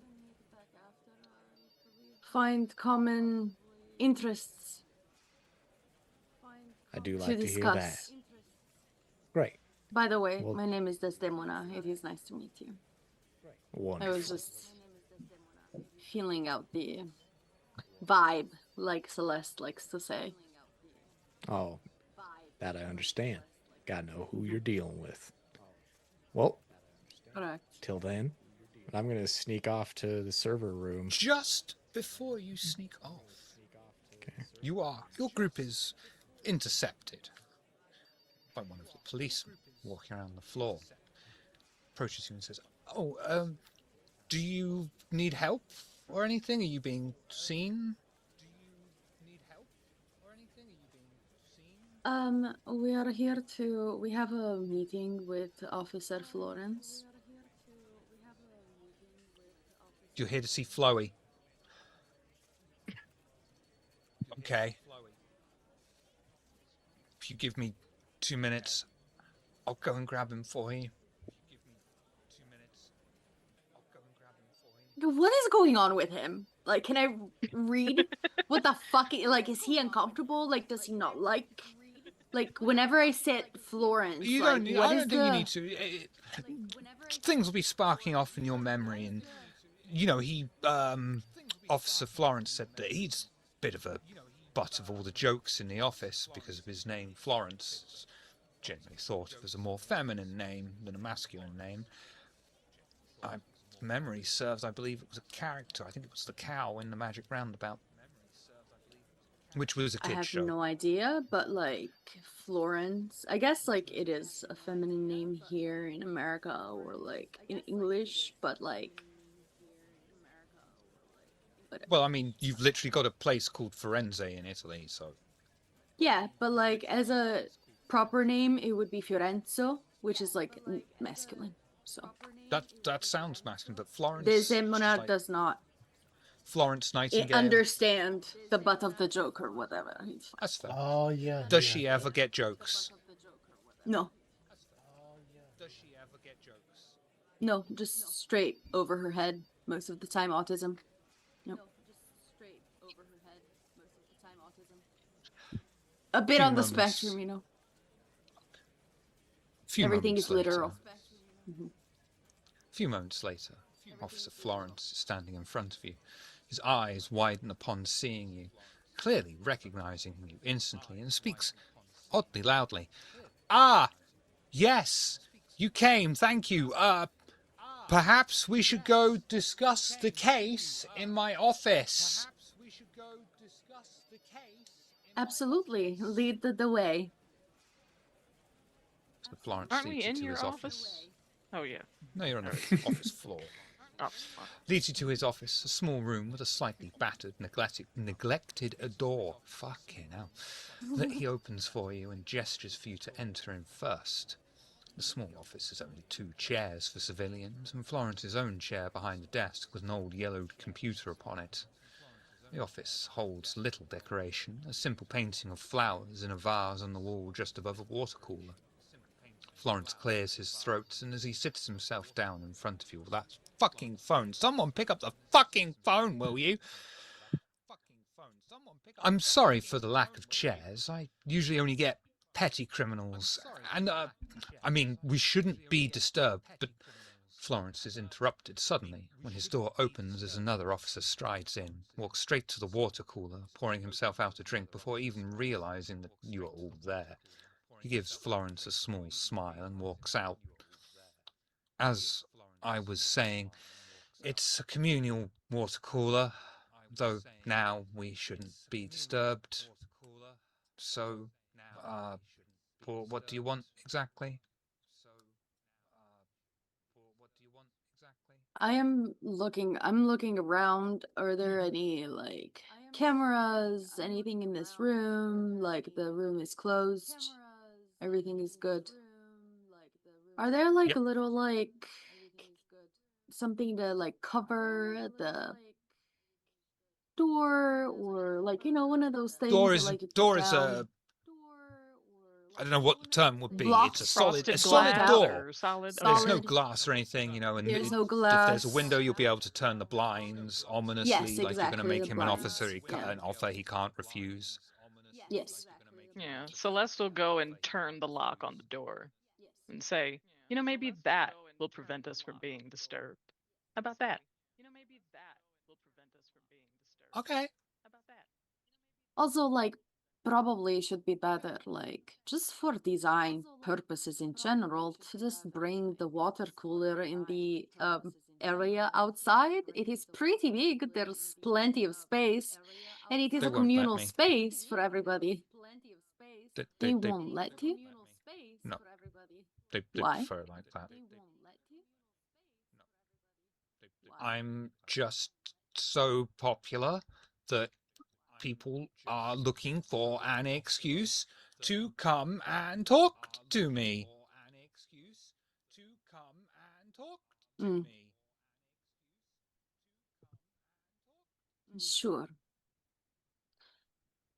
Okay. Um. Well, Officer Florence, me and my colleagues are here to see if we could perhaps have like beneficial relationship established between us.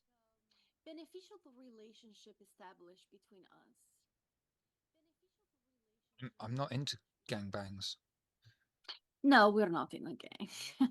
Do you see us? Do you think that we look like criminals? Yes.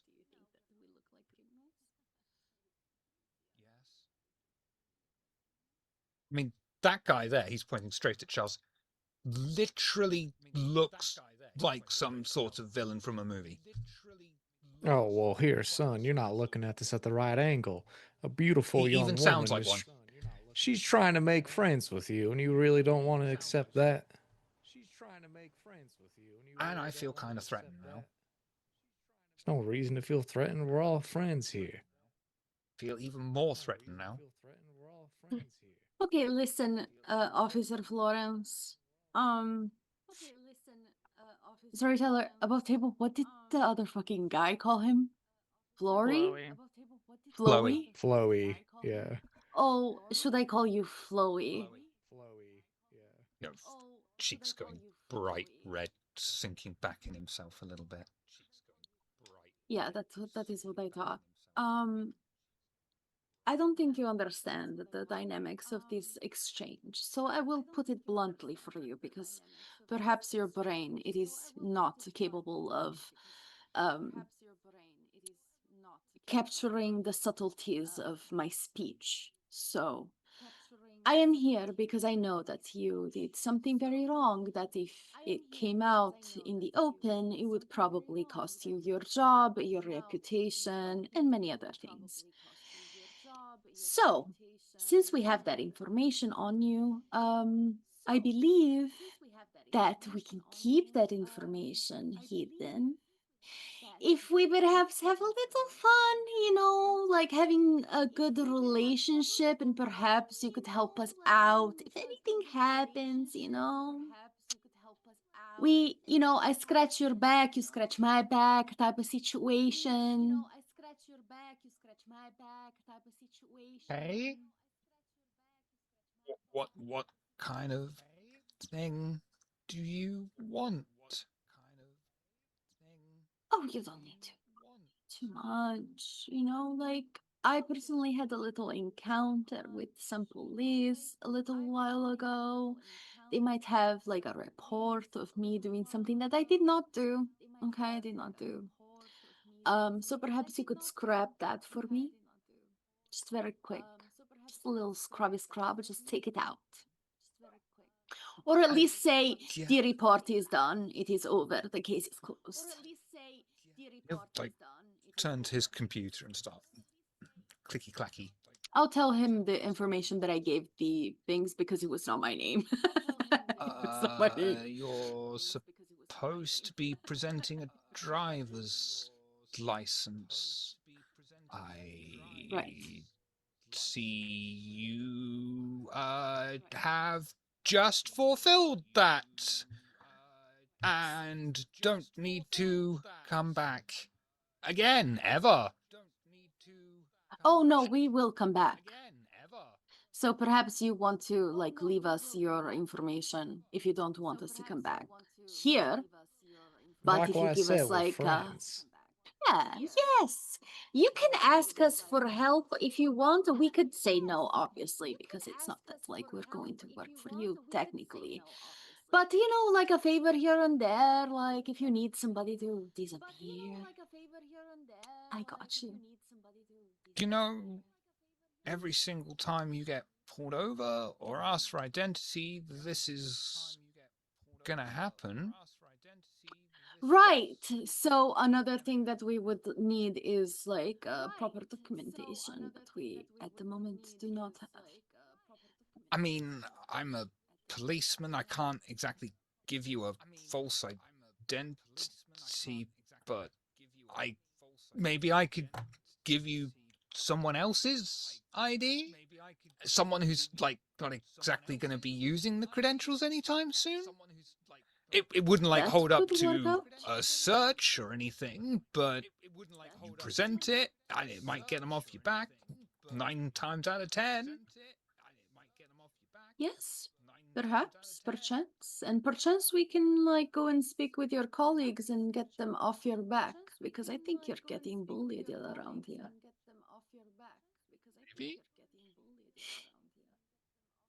Me. We shall see.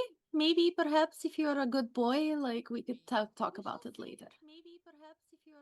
I'll bet you we could get this water cooler out of your office. Mm-hmm. That would be a nice start. Yes, we could do that. Like Give I me a said, few I scratch your minutes. back and you scratch my back harder than I scratch your back.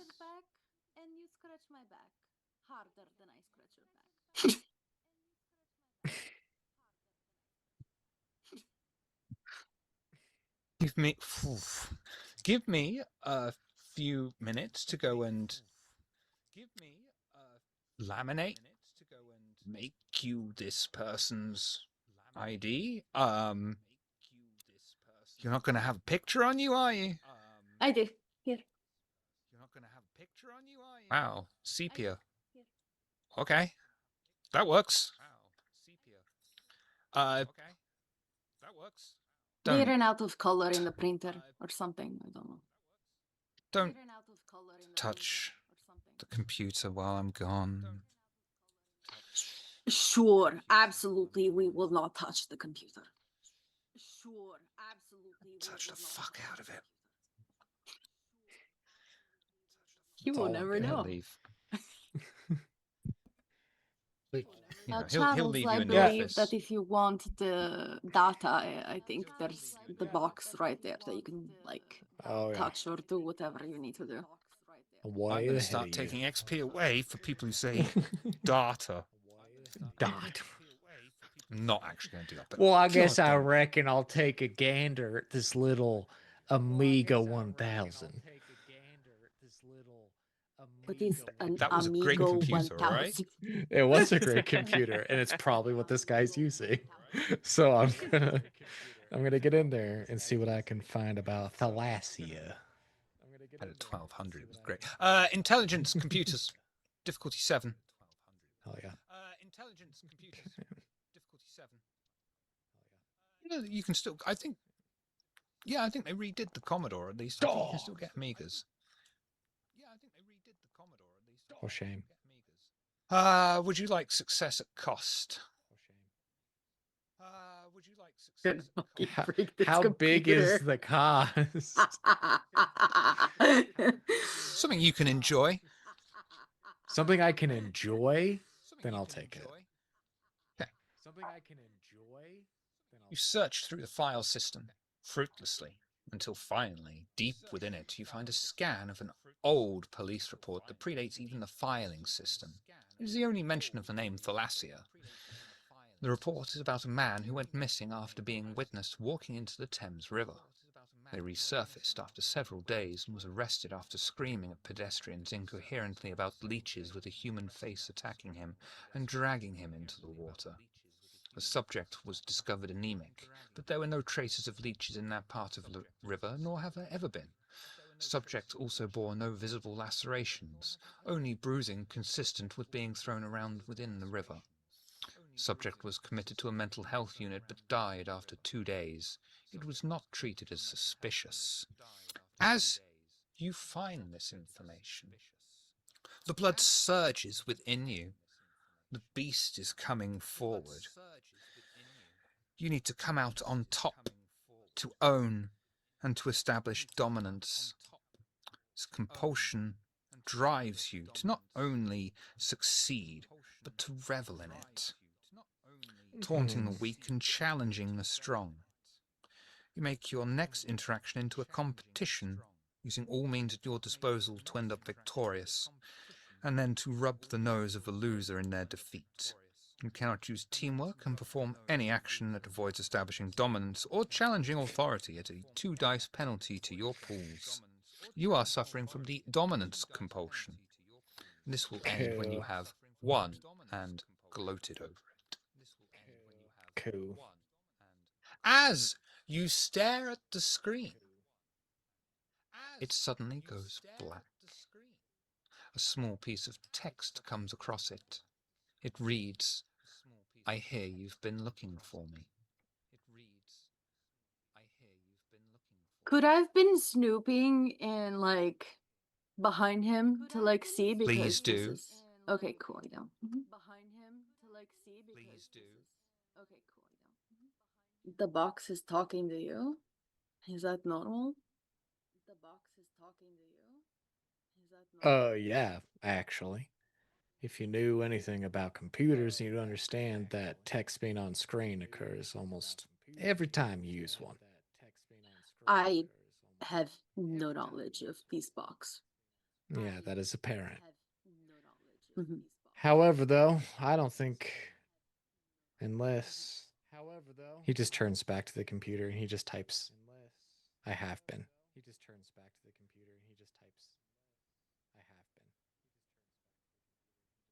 Who are you? It types back. See, here's the strange thing. I'm not sure whether this message is for me or for you guys. Does it make a difference? Probably not. I mean, it seems we do have more commonalities than I even thought. So, Great. Well, in that case, then, I'll take charge and you guys can just sit there and look pretty. And I'm gonna respond with Charles McLean, child of Paris Quincy. Text reads, "I am the harbinger of Lord Satanus. I am Virgil."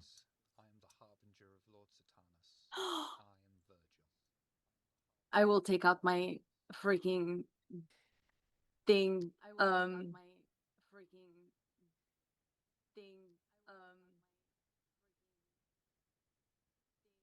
We know that name. Virgil. Oh, you do? It has come out in our adventures, if you may. He was the bringer of a prophecy which we have been looking for. Oh. Well, in that case, then, this is a little out of my water. What do you recommend I say to him?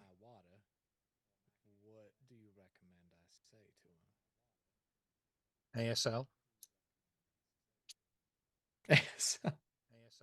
Wow.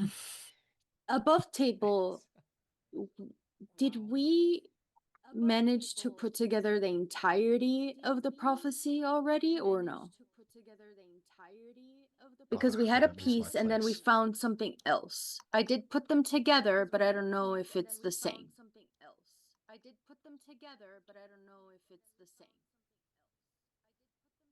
Ah, I can read it for you if you want. yeah. What have you got so far, please?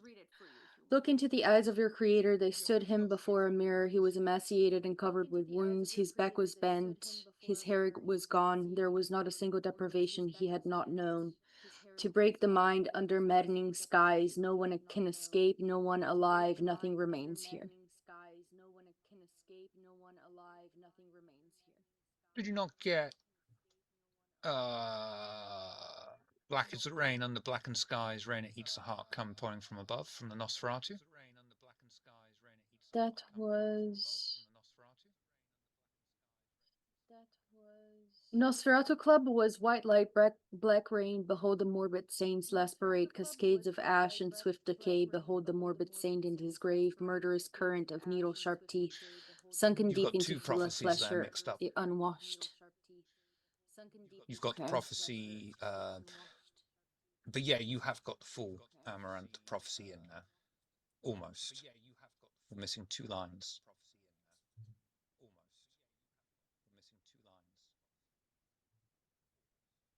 I will clarify for you after the game which prophecy is which, but you are only missing 2 lines from the Amaranth prophecy. If you are ask it if he is the Virgil we know, if he could cite the whole prophecy, he will know what we're asking about. I mean, that don't make sense to me, but I'll ask it. I'll type it in. What she said. This generation shall not pass till all these things take place.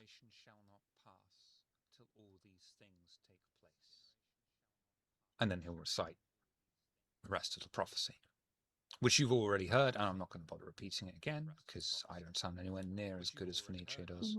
What is the last 2 lines? What was it? So I can write it down.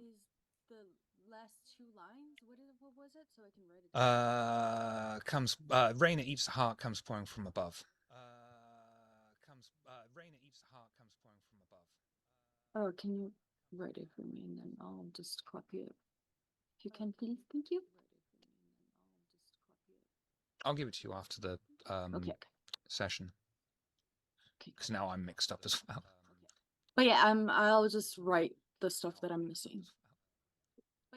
Or write it back. And the reply that comes on the screen, you and the others are the harbingers of Mars.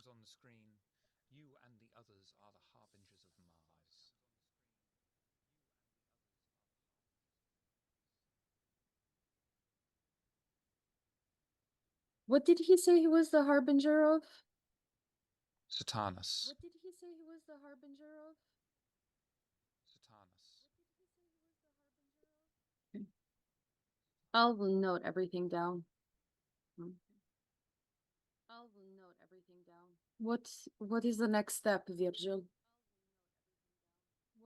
What is the next step, Virgil? He responds to your question with his own question. What do you want from me?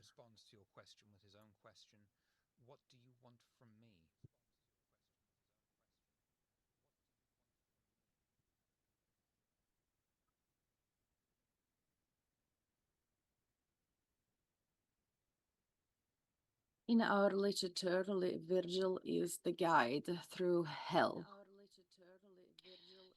As the guide, what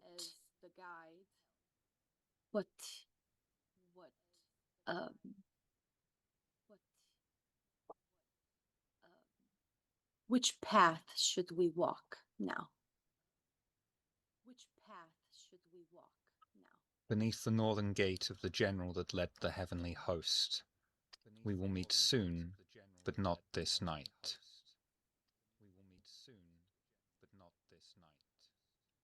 Do you need us to do something for you?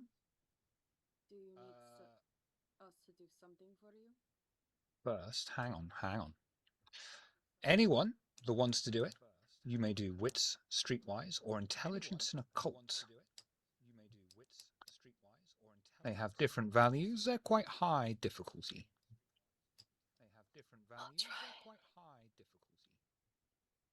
I'm going to assume that you're going to do intelligence and occult. Oh, wits and streetwise. Wits and streetwise. Wow. Oh my god. That's cool. That's fine. Janae! Zana! Janae, I mean, Nosferatu, come on. Janet and Charles. But not Robin. Sadly, not Celeste.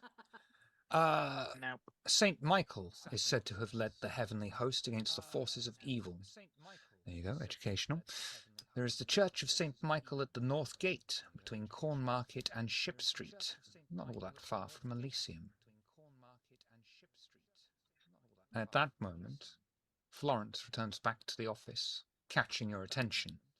Your eyes dart to him and then return to the screen, where you see it displaying the desktop's home screen, or workbench's home screen. I've got your license here? You used my terminal, didn't you? No. Yeah. I mean, no, I guess not. He just wanted to sit down. But you said you knew we were going to use it, so I saw no reason to lie to you. But seeing as you're in her pocket now, I don't think it'll be any problem. Won't it, right? And I'll pat his shoulder, like menacingly. Take the license. This isn't going to be the last of it, is it? No. No, far we from need it, I think. your information, please, like a phone number where we can reach you, possibly like a private one. Thank you. Why do people only take an interest in me when it's for something bad or corrupt? He'll just like get out of this fright. Oh, come on, Flowey. You know very well why. You were at an auction trying to murder people. Come on. I wasn't even trying. I was succeeding. I was good at something for once. Exactly. So, like, you know, like energy attracts energy type thing, physics or whatever they say. Well, I think it's just simply no good deed goes unpunished. I'm sorry, what did you say? No good deed goes unpunished. You never heard Is of he that? like foreign or something? Like, don't get it. What is it? What's he saying? He's an actor. No good Don't- deed goes unpunished. Oh, yes. Roger Wilco. I hate being here. I don't know why I decided to take a tour here. What? Don't matter. Enjoy your night. Okay, take care. Don't matter. Enjoy your night. Chloe, who is the person that is more on your case? Let me go and convince them that they should probably, like, lay off on the bullying. You can pick one person. For now.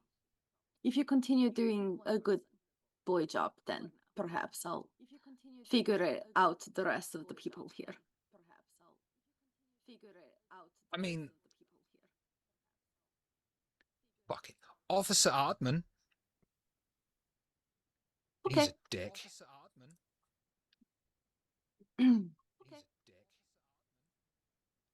Constable Ardman. Emphasis on the con. Constable Ardman.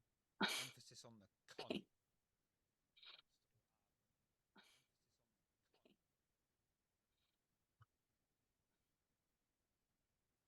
And you'll be able to head back into that office where the phone is still fucking ringing.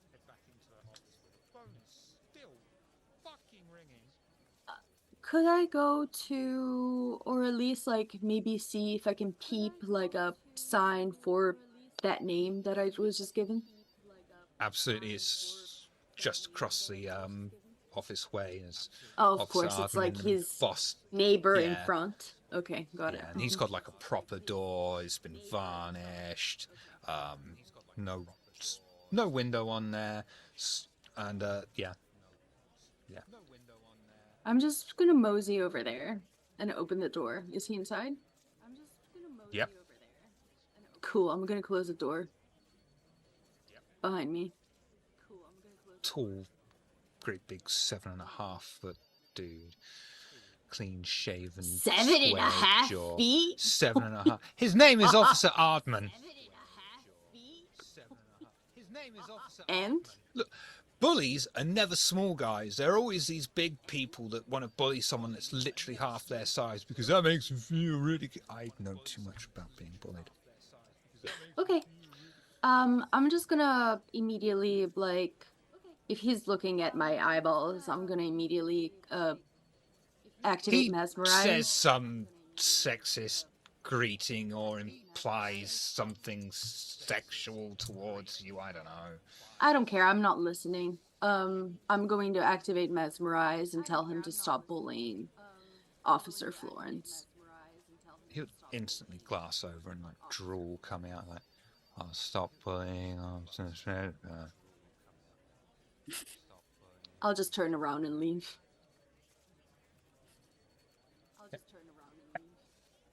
Celeste would like to find a member of the cleaning staff that's still hanging around. Yeah, yeah. And I would Michael like Mop. to. Michael Mop. Fabulous. Great. Don't mean to bother you for too long. Are you aware of Health, Safety, and Welfare Regulation 3004? Because there's a water cooler that needs to be in the central office area instead of in my dear friend Officer Florence's office. Is that going to be all right? I mean, we tried to move it once, but Constable Ardman kept moving it back in there. Oh, that is not going to be a problem anymore. I shout as I come out of the room. Perfect. Let's go. Okay. No problem. Thank you Even the so cleaning much. staff don't. Even the cleaning staff don't knock on Officer Florence's door. They just like straight in, bring it out. You can probably just hear this quiet woohoo. Had to make good on my promise there.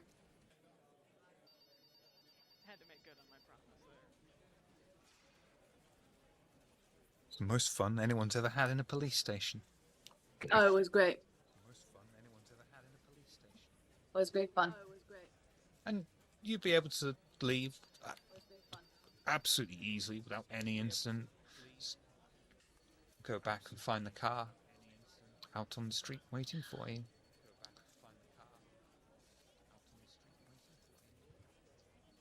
I'm sure our new friend Charles has some lovely accommodations that he'd probably want to go off to, right? Or are you here for the long haul? No, if I'm being honest, I'm not entirely sure. I've been staying in some less than respectable abodes, and Travel lodge. I've heard that there's no real prince in charge right now, which I do find a little disconcerting. But this might be strange to ask, but if I could take Haven with you guys for now, I think that would serve me mighty well. Well, I believe that we could arrange something. Perhaps we could bring you to Elysium. At least you could meet some of the people that we know, get introduced. Even though we don't have a prince, we do have some be very established helpful. Camarilla in the city. Yeah. Also, I would like to introduce you to our other members of the coterie, which are here, but not visible at the moment, but you could follow us to the car and we could perhaps. Great. I had gathered one of Guess them had that. whispered in my ear a little bit ago. A feminine, at least I think it was feminine voice. Yes. Janet. I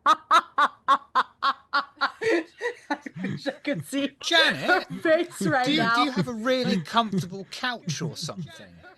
Because it seems like every week he's finding a way to sleep on it.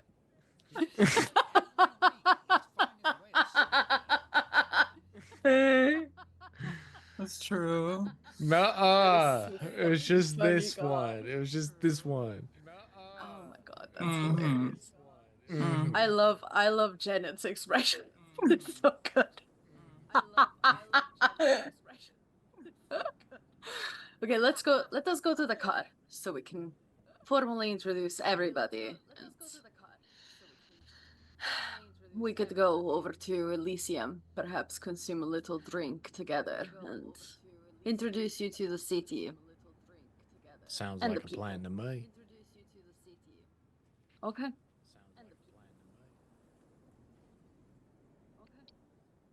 We'll get to the car.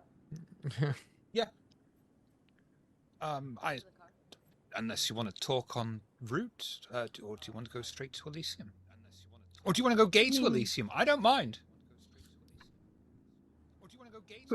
All gay. Gay them. Yep. Mhm. You make a fabulous drive. Whenever we're in the car. And Yeah, because I haven't met whatever. Janet and Yeah, he hasn't Robin met Janet and Robin. If you want to uncloak and meet our newest visitor of the city of Oxford, Janet and Robin, this is Mr. Charles. I don't remember your last name. Charles McLean. It is a pleasure to meet both of you. And if you guys, break your obfuscation, you would see he doesn't even bat an eye at like either of your dispositions, I guess. And he says, I guess I'm new in town and I was lucky enough to run into your friends. I believe you, young madam, spoke to me earlier for just a moment. But it's nice to finally put a face to the voice. Yeah, it was probably something insulting. Honestly, I don't remember. Oh, doesn't matter then. It's just I'm used to rougher tongues. Yeah, I mean, you sound like you're from. Are you a cowboy? You from like the 18 that really short period of time? There was like cowboys. Oh, I mean, you could say that for sure. I did grow up cross range, as we say. Cross range. That I is have no idea interesting. what that means. What does that mean? What is a cross range? No, just always on the move. I didn't have, frankly, not a very stable childhood. Moved around a bit. Could consider myself a cowboy in some fashion. Did ride a horse at one point. Now, though, I prefer the reliable speed of modern vehicles. The Model T was an exquisite invention, and I feel that Ford had the right idea. I've stuck with it ever since.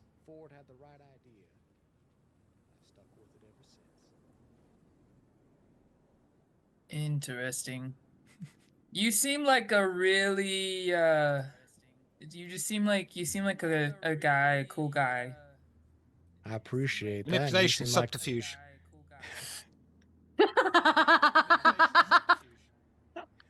Here we go.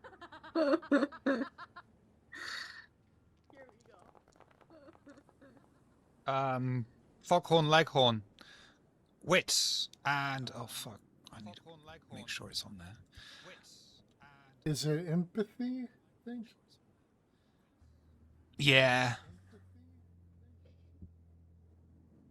Yeah. Yep, no idea. It's so nice to hear something honest from a kindred at long last. I know. I've been speaking this way the whole time. Well, I really do appreciate that. I'm glad to see I've made some friends, some fine folk that I can rely on in this, confusing time. Yeah. Robin would extend his hand. It's like, well, sir,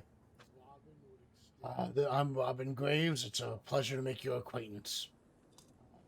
He'll shake your hand firmly and he says, "Pleasure, Robin. I like the texture of your hand. Very unique." Manipulation, subterfuge. Who? Who do you I'm think? assuming. Foghorn Leghorn. Robin, I'd like you to do wits and empathy, please. Okay. Does my enchanting voice apply to Yes. this? Okay. Hell no.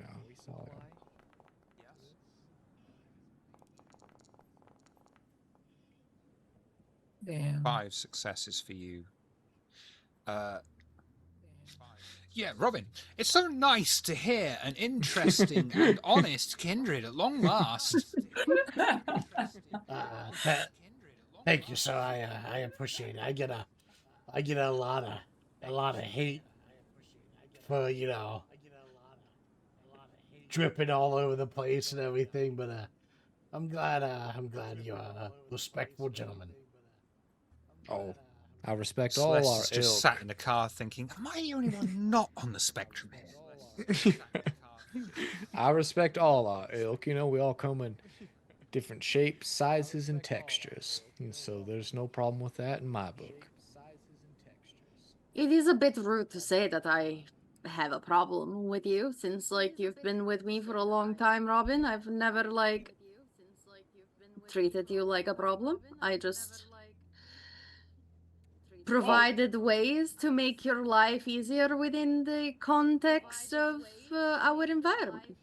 Oh, I wasn't saying that you think I'm a problem. I wasn't talking about you, Desdemona. I was just talking about kindred society as a whole. Generally, when I introduce myself, people, look down their nose at me like, I'm not going to touch that guy that looks like hamburger meat, Which is why you give me the mask, so to save me that heartache. And the infinite supply of gloves. Yes, and which, the gloves. I have to and the trash get... bags. Yes. Yeah. Yes. You keep me well supplied so that I don't traumatize kindred society. Yes, exactly. Because I know that everybody else has a problem with you, but I don't. I am quite comfortable with who you are. As you are. Thank you, Desdemona. I appreciate that. Yes. I'll always have your back. Yes. I will have your back as much as I can. Thank you. Provide. I will have your back as much as I can. Literally, I'll have your back in a trash bag. Literally, I'll have your back in a Okay.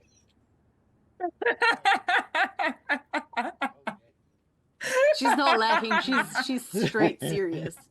She's not laughing. She's straight serious. Best car journey ever. Oh, hell's bells. Can we get him a drink already so we can swish the molasses out of his mouth? That's not your real accent, is it? Rude. Don't worry, Celeste. People who come on here with accents, they tend to only keep them out 2-3 games and they just get dropped. This is Celeste. Celeste hates this accent because Desdemona. It's backstory. Desdemona, you're not speaking with an accent. You're speaking with your natural voice.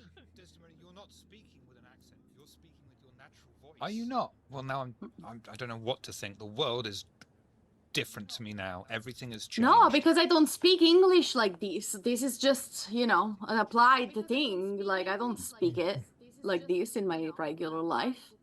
Which do you consider your first language, Italian or Brazilian? Brazilian. Well, technically Portuguese. Portuguese. Which is I thought Brazilian actually there was an actual language called Brazilian and Portuguese was another it's language. because it's still Portuguese, but it's Brazilian Portuguese, which is pretty dramatically different from Portuguese from Portugal. Like, but it's still like the base language. Like if you could compare it, it would be kind of like maybe a little bit more separated than English from England and American. or Would it be English? kind of like French, Canadian, and French? Yeah, or yeah. I would say that actually like would correspond better as like a comparison. Spanish from It's still the same Spain. language. I understand Portuguese from Portugal, but like we have like different like words like mean different things, but See, they all thought I was not saying Brazilian, but you know, I mean people say Brazilian, it's not big of a deal, but it's Portuguese time. But technically Portuguese is my first language, Italian my second language, but since I went to school in Italy for my formative years, I would recognize Italian as my first language just because I actually studied in Italian. I am so which do fluent you in feel more comfortable Portuguese. speaking with? Because I just want to sample English, so we can hear actually, what your natural nowadays, accent. Well, English. fuck. Because I've been here for 15 years, so. Because I've been here for 15 years. But, you know, languages is cool. It's cool. I guess it would be English, Italian, and Portuguese now. You just speak some Italian for me. No. Technically correct. Okay, where are you going? Elysium. Right. Okay, where are you going? Why don't I? There it is. Gatto. Gatto. Oh. You head towards Elysium, and each of you handing in your weapons on the door to the very large Nosferatu, who places them in a box.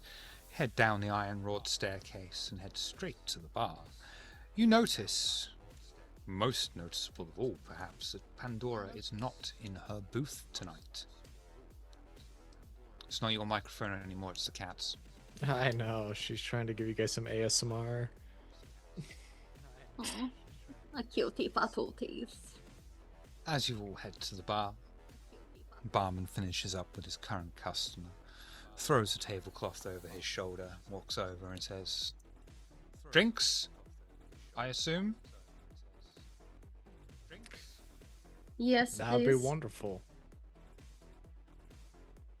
You're not from around here, are you? I'm not. No. I'll set you up a tab. Appreciate it, sir.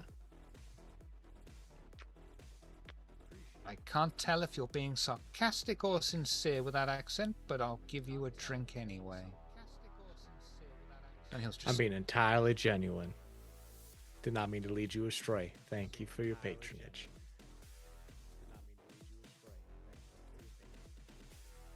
Jeremy, do you know if Pandora is in tonight? She's not in her booth, and she left about half an hour to an hour ago. I see. Well, thank you. She seemed very possessed.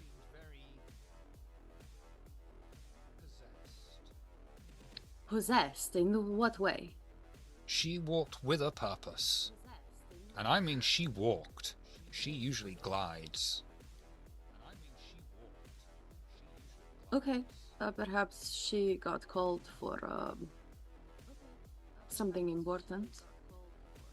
Yeah. Right. Okay. I'll grab my drink and go to a booth. Everyone that takes drinks, select to hunger if you so wish, and you'll be able to find a nice chair and table not too far away from anyone else. The Elysium isn't overly busy tonight, so if you wanted privacy, you'll be able to find a nice enough table and chairs. Yeah, I think we would try to like not be in everybody's business since we are on a competitive journey, as we have been told several times.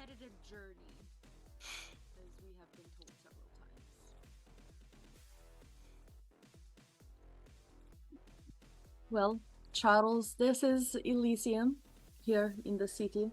So if you ever need, um, the first drink is on the house. So the tab thing was probably a joke. I am not very savvy with jokes or sarcasm, really. So I couldn't tell you for sure. I was bringing you here in order to introduce you to Pandora, which is the person, the kindred that has been taking care of our coterie.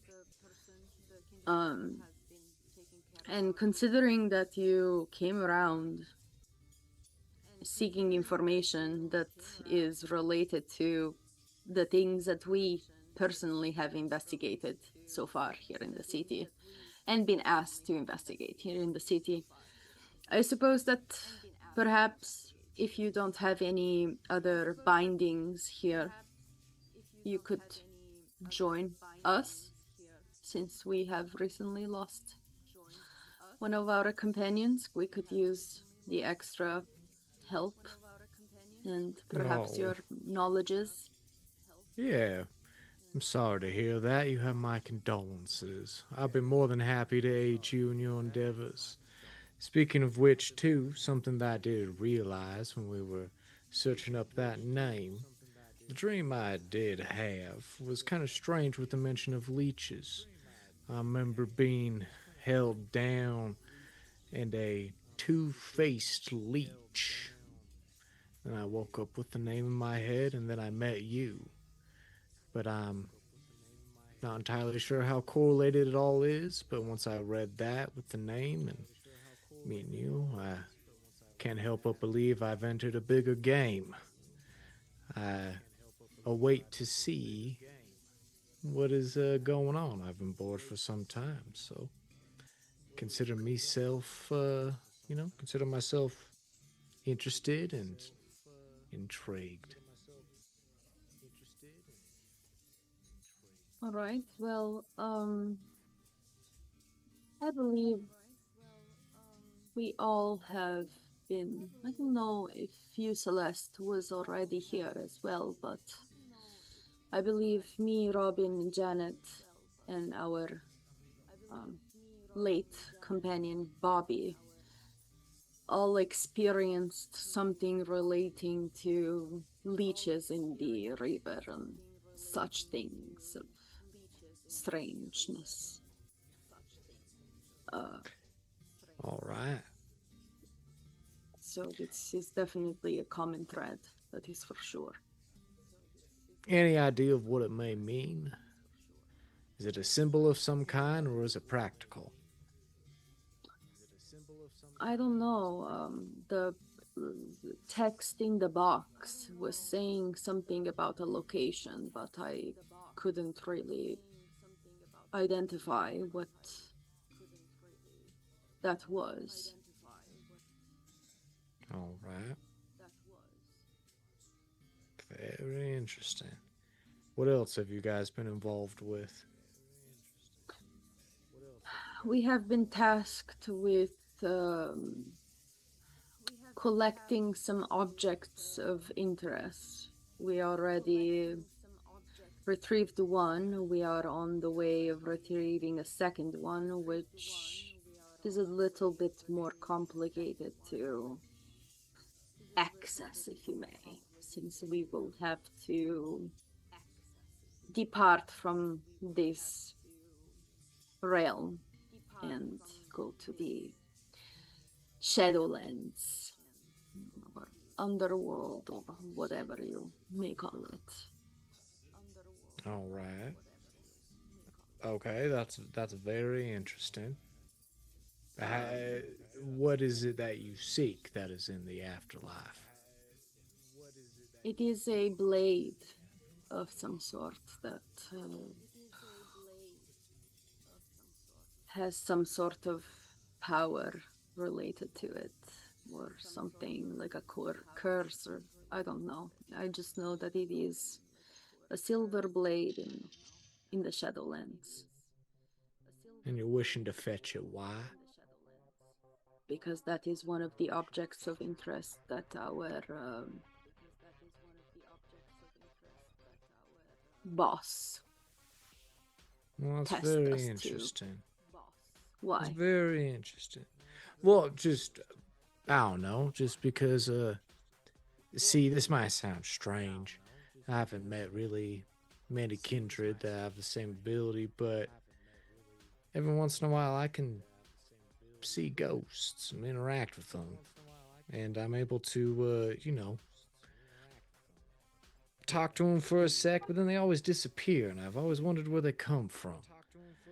And so being able to finally settle that would be kind of interesting. That is peculiar. Are you good?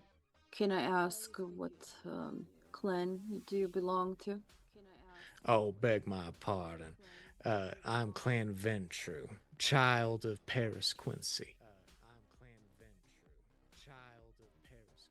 Does Paris Quincy like ring a bell at all? To like no, it's just a name. I am not aware of your sire's name. I lived Oh, the it's majority of just my life tradition. in Italy. I just recently have moved here in order to take this task.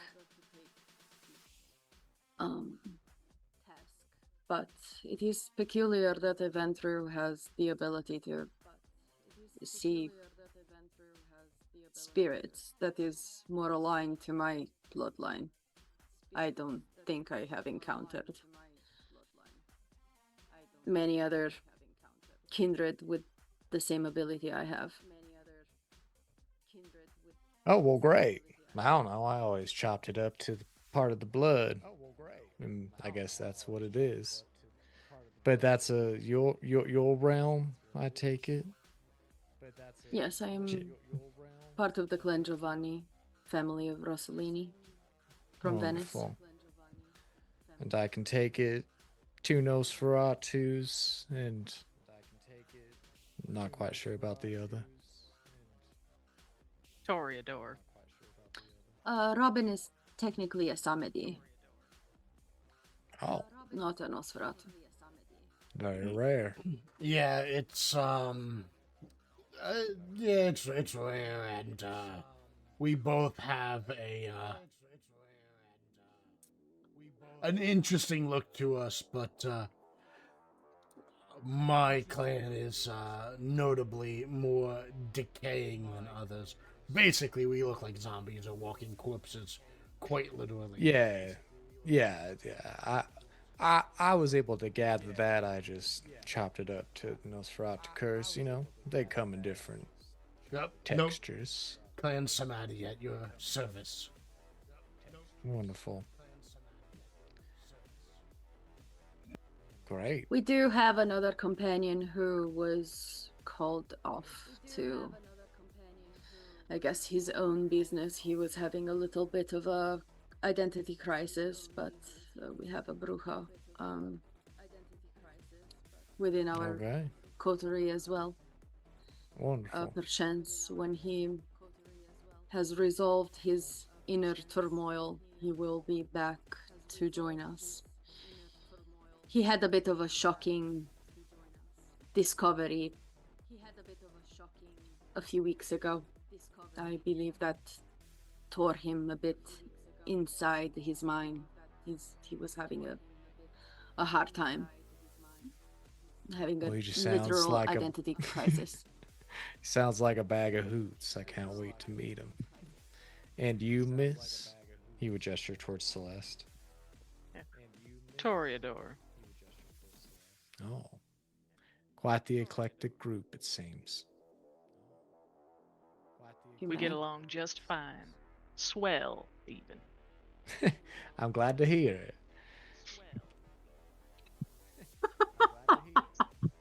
Well, at this point, then, I guess I'm just here for the ride. What do you recommend we do next? I don't know. I'm still thinking about what the box was saying. I believe that there was a clue about the location. I recognize when something is not my forte, and direction is not my forte. I have many good qualities about myself, but knowing where I am, it is not my domain. Oh, you mean about was on the computer earlier?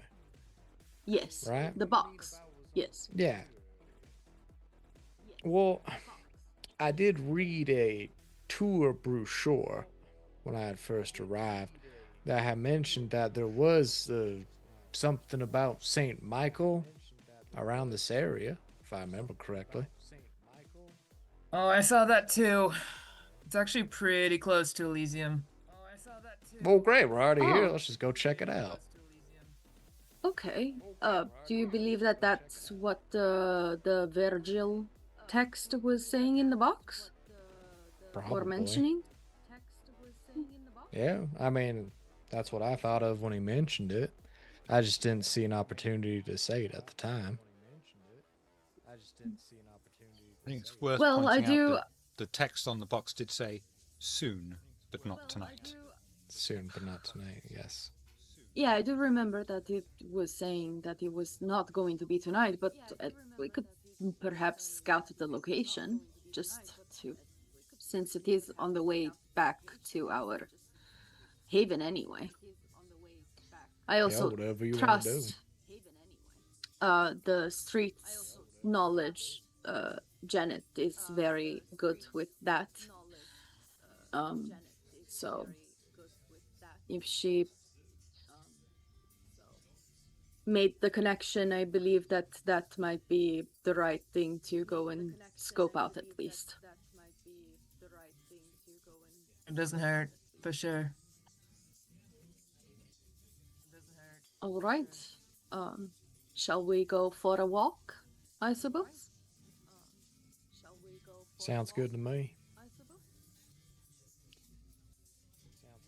Okay.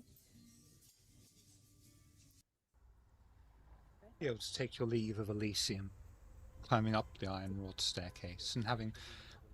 Everyone's got cats but me, and it's not fair. And have your weapons... Oh, God, so fucking... Why is everyone's cats adorable? And have your weapons returned to you. You walk round the corner...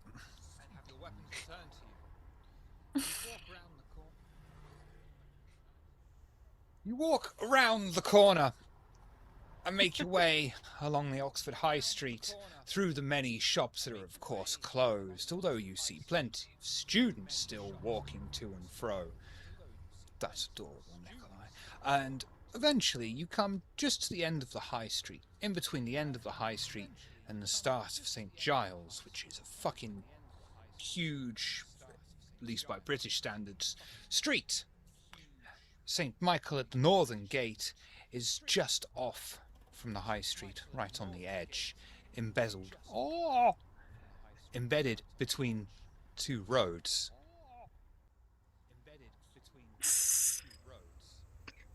It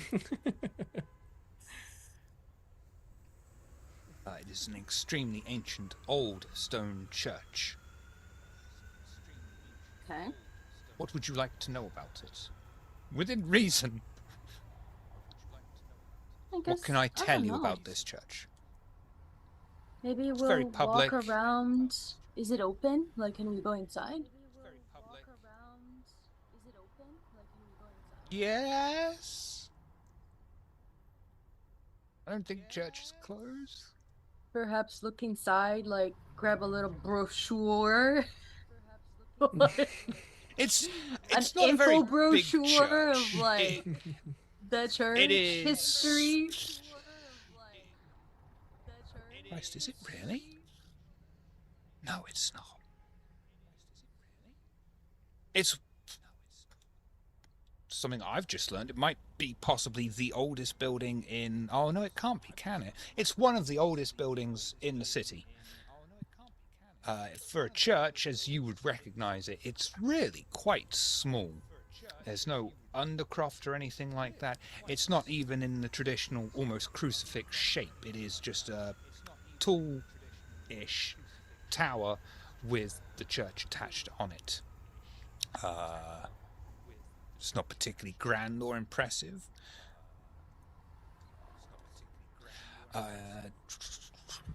Is there any like reliquary, anything like important, like a catacomb, like that people go visit? Like why would this church be important? Aside For from me, being like one of the no, oldest. no, you don't even need to things. roll for that. As far as reliquaries go, on the altar itself, there is, it seems almost out of place, but there is a representation of the solar system in gold.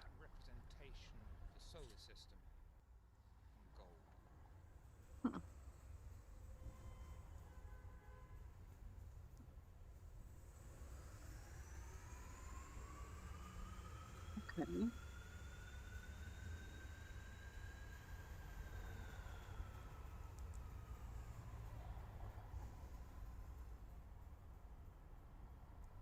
I'm looking at an image. I want to see how it looks like. I was just pulling up some for you now.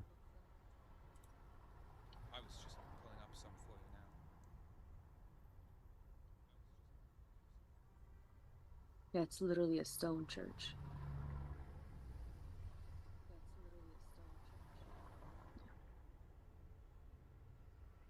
Okay, interesting.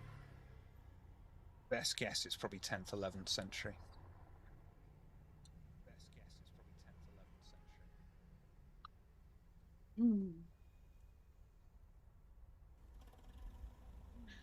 It is the oldest surviving building in Oxford, which would actually put it before the 11th century, because the university was built here in in the brochure it 1096. says the bell tower dates back to around 1040 AD or something of the like. Well, it's quite old. Does it mean anything, though? Not sure. Janet, do you think that there is something that perhaps, like, I don't know, with your knowledge of the streets and buildings around the city, like, maybe the location could be something of importance, maybe there is something within.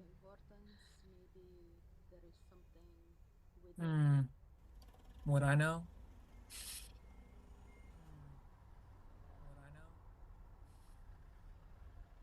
Celeste might have something for you, and then I'll get to you. Right. Celeste meets a lot of people, talks to a lot of tourists, knows little bits of information about various places. Huh, this is the place where they do a ceremony on Ascension Day.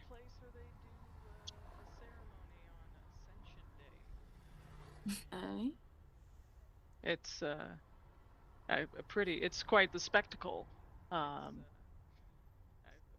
They mark the boundary stones of the parish with chalk, and church wardens hit the stones with wands made of willow, shouting, "Mark, mark, mark." It's a big old thing. A lot of people take videos of it usually. All right. It's called beating the bounds or something. It's, violent rituals are going to be violent when Suppose.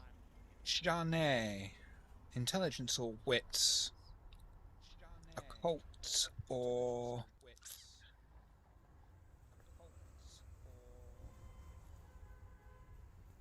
it's gonna have to just be occult, I think. Damn. Wits or intelligence, right? Yeah. Yeah. I just don't have any points in a coal. Oh, Any what are you Dawson. worried about? As Celeste says, they say, Mark. You know, the gears are clicking away. And you remember that Virgil, if it was Virgil, said that you are the harbingers of Mars. Mars, the ancient name, which has been modernized, might be getting that the other way around, is Mark.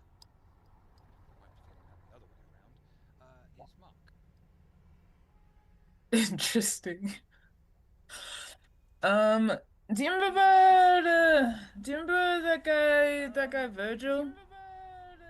Yes. And what we were reading, or what you saying about how we're the harbingers of Mars?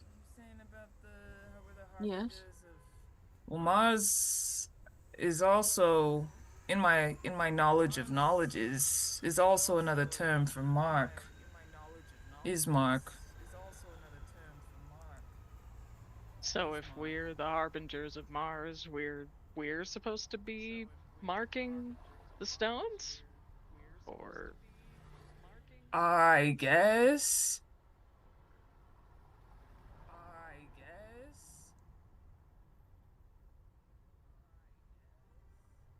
Mm.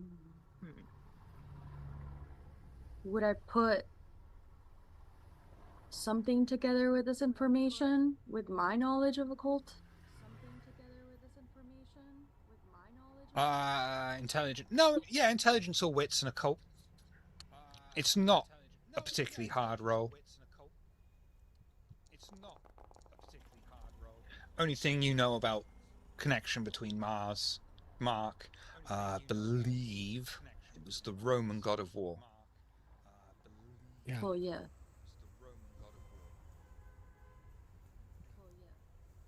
Which is I love Ares it when you all think I in give you Greek. useless information.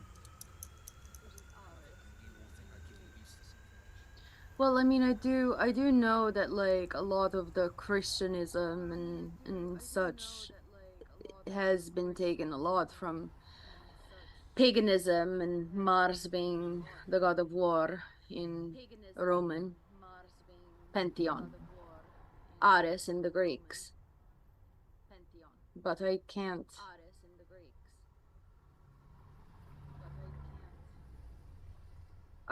I don't know what that means in relation to what we're looking for, if that makes sense.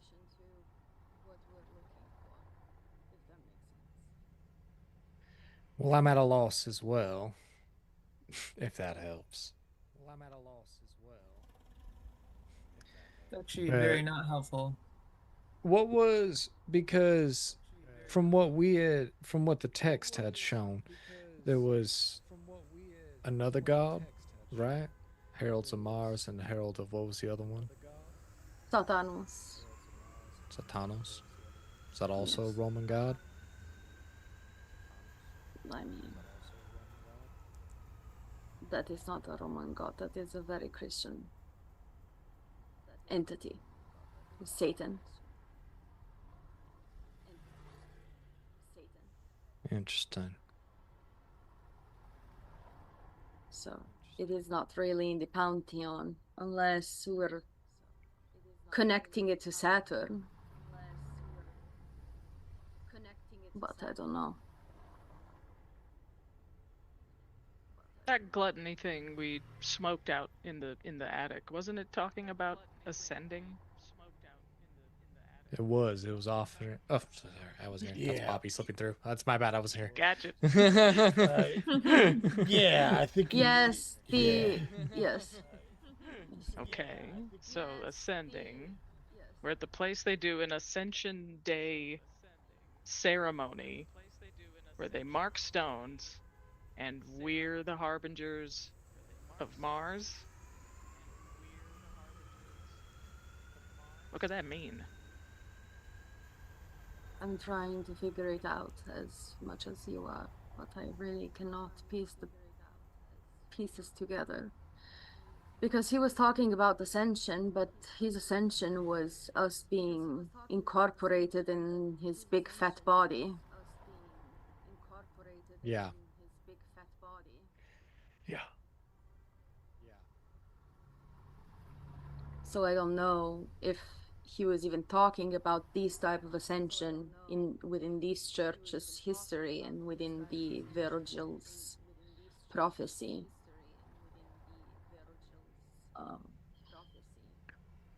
Well, I mean, could be correlated with some type of like resurrection too. You know, ascension, resurrection. You know, I've only, you know, heard rumors of Mithras, his resurrection. There has been rumors about Mithras coming back for a long time, Could be correlated. I guess, I suppose, but for some reason I don't think that Mithras would utilize leeches in his imagery. I don't remember anything about that. But I mean, you are part of his clan, so perhaps you have a little bit more insight in his mythology or folklore or whatever you might think, his history. Yeah, well, I mean, even amongst us, we don't really. He's still pretty enigmatic. His ultimate goals, he didn't really share with anyone, from what I understand. Right. Well, But I don't know. The occult's a little more out of my purview. I try to focus on the practical a little bit more. Seems like you guys have more knowledge on this than I do. Just throwing in my I 2 cents. love reading some occult. It is my passion. One of my passions. But I don't remember again, like Mithras being related or cited within leeches or that type of iconography. So Yeah. that is the only thing that makes me think that it is not his ascension or his return to this mortal realm. But it could be a resurrection of some sort, I suppose. I don't know. Perhaps it is time for me to reach out to our patron. I don't know if you're going to meet him, but we have like a patron above Pandora. His name is Lorvan. Oh, yeah? He we can is meet with him. he is the one that originally put our coterie together and gave us our heaven and instructed us to start collecting these important items, but he never said what they are for exactly.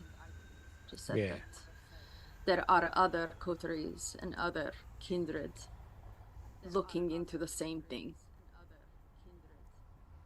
All right. Well, that makes sense. I will say, too, thinking about it now, is it inconceivable that if Mithras was able to do something like that, if it is rumored, could be or not, someone else could as well? You mean return? I mean, someone who actually can make it work, yeah.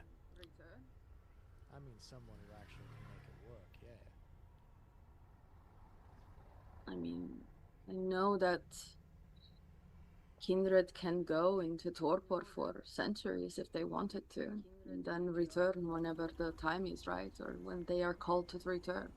So that is possible. I believe it is possible for anyone if they want to go into the big sleep.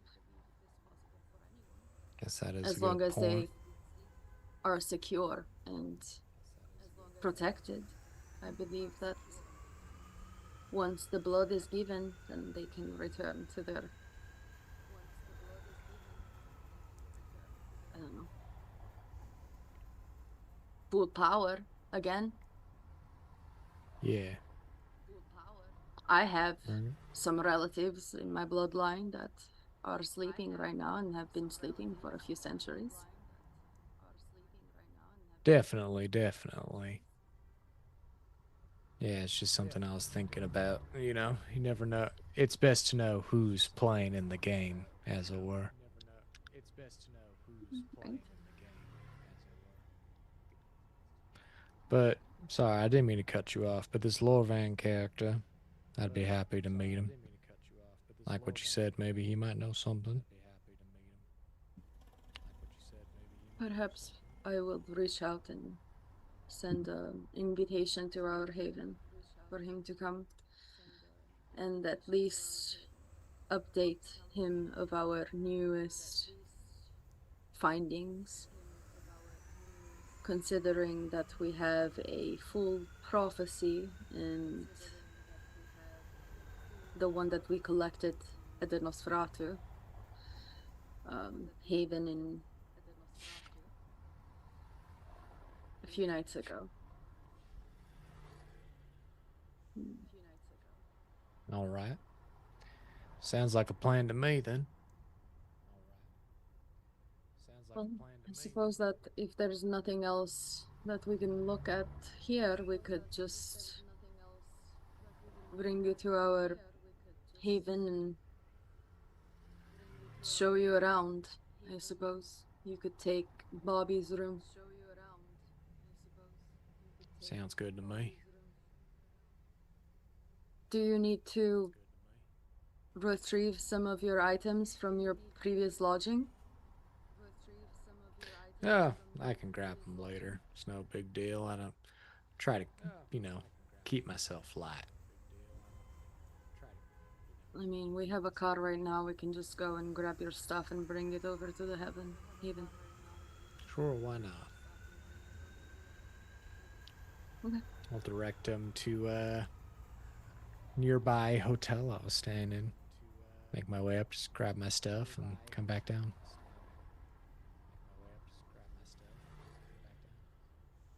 Words and head straight to the haven, or is there anything you'd like to talk about on the in the car on the route back?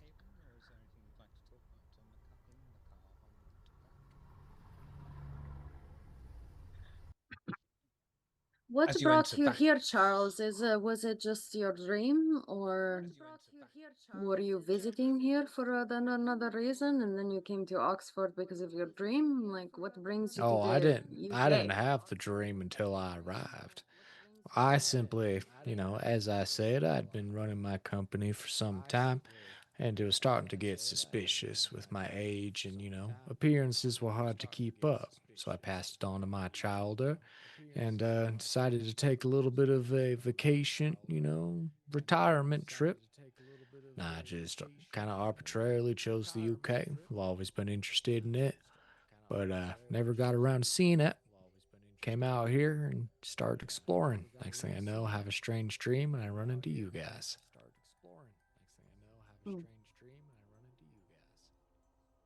Interesting.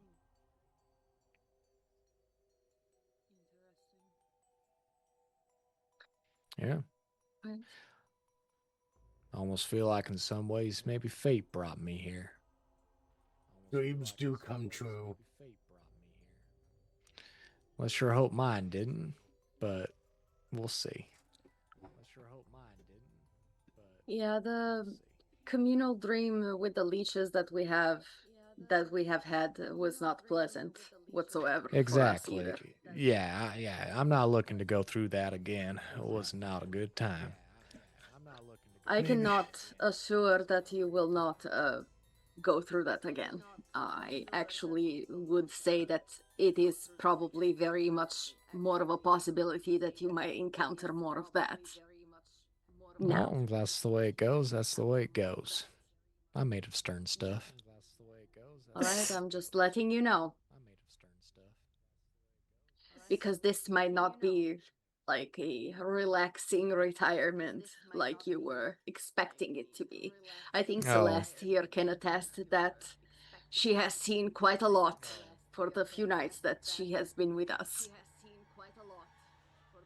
It's been a lot more interesting than hiding in clubs for a few decades, so you know what? I'll take it. It's fine. I feel like I'm kind of in the same boat. I think an adventure would do me just fine right now.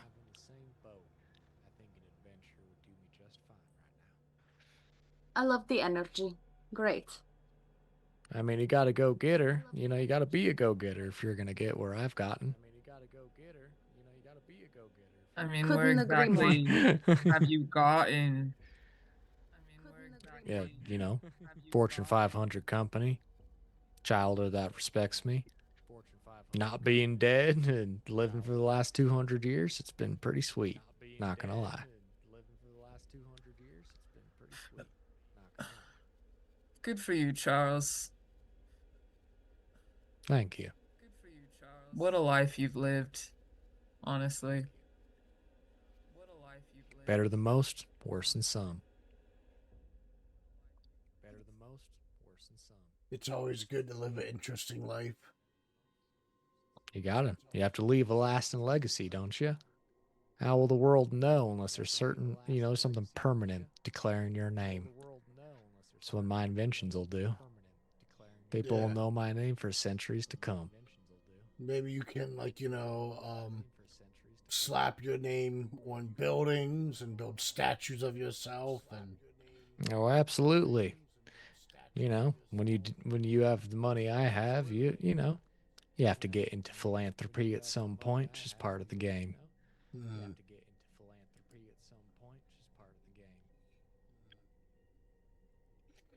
When he says philanthropy with a southern accent, it sounds like someone's name.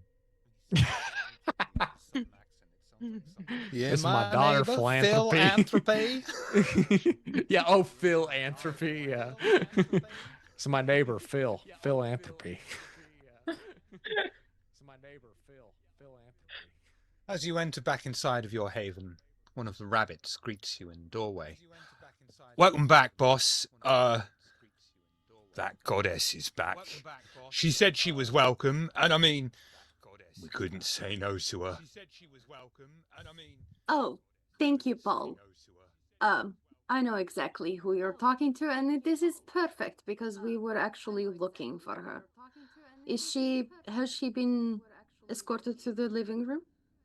Oh, yeah. Oh, yeah. Perfect. Thank you very much. You can go. Can you tell her I said hi? No, Paul. Okay.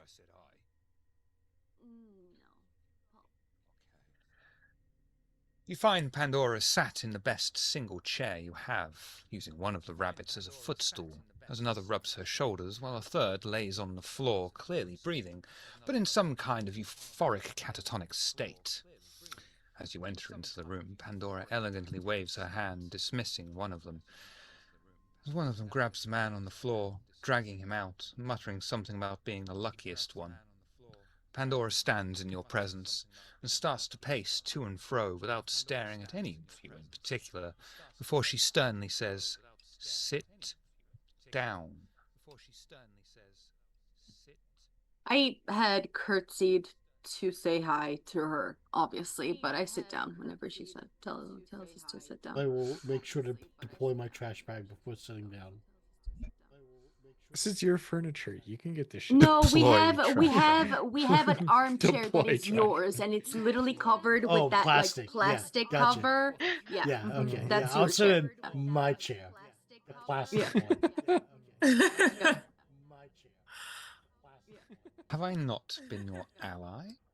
Have I not risked my reputation and backed you when and wherever I can? Have we not formed professional and fruitful business relationship? Yes, of course. Then why has Celeste chosen to sink a knife into my back?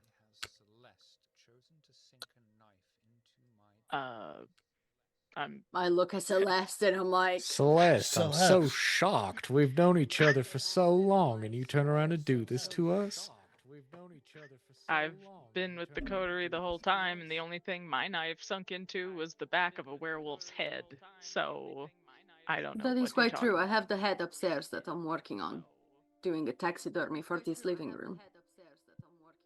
Her sire has commissioned a coterie with the backing of the other Toreador primogen on the exact same job as you, and they have already been gifted a razor by said sire, giving them an edge in this pursuit. Do not smirk, this is not a pun. I loathe puns. Did you know about this? You said my sire? Deeply into your eyes, Celeste. My deadbeat mom or dad? I don't even know who that is. Celeste has joined us, and we were aware that she never encountered or got to know her own sire. So, I can attest to that myself, Pandora. I believe you. People who lie to me end up regretting that decision. I don't lie. You should, but not to me. Things will get harder for me to help you now. You should watch your backs. This is the start of a direct attack against you, and more importantly, me. So it's be quick or be dead. We'll have to cut to the quick and eliminate the other team, the other coterie, in self-defense. Be careful or be dead. I just want to be sure that I understand what you said. So, Celeste's sire is Yes. endorsing another coterie Yes. with the same intent and goal of our own. Yes. And they have been given a razor. Razor that I'm sure you will be able to produce for me, giving you the edge. Well, I don't know what type of razor they have, but I do know that the razor that you told us to look into, Uncle Rabio said that he had found it in the Shadowlands, and that now that we got rid of the fanatics, or the last bit of them, by the way, was a gluttonous vampire that was diabolizing a bunch of people and kind and eating and eating. He was a mountain of fat. We got rid of him. His ashes. Also, I just would like to show you this, and I'll show her the full prophecy.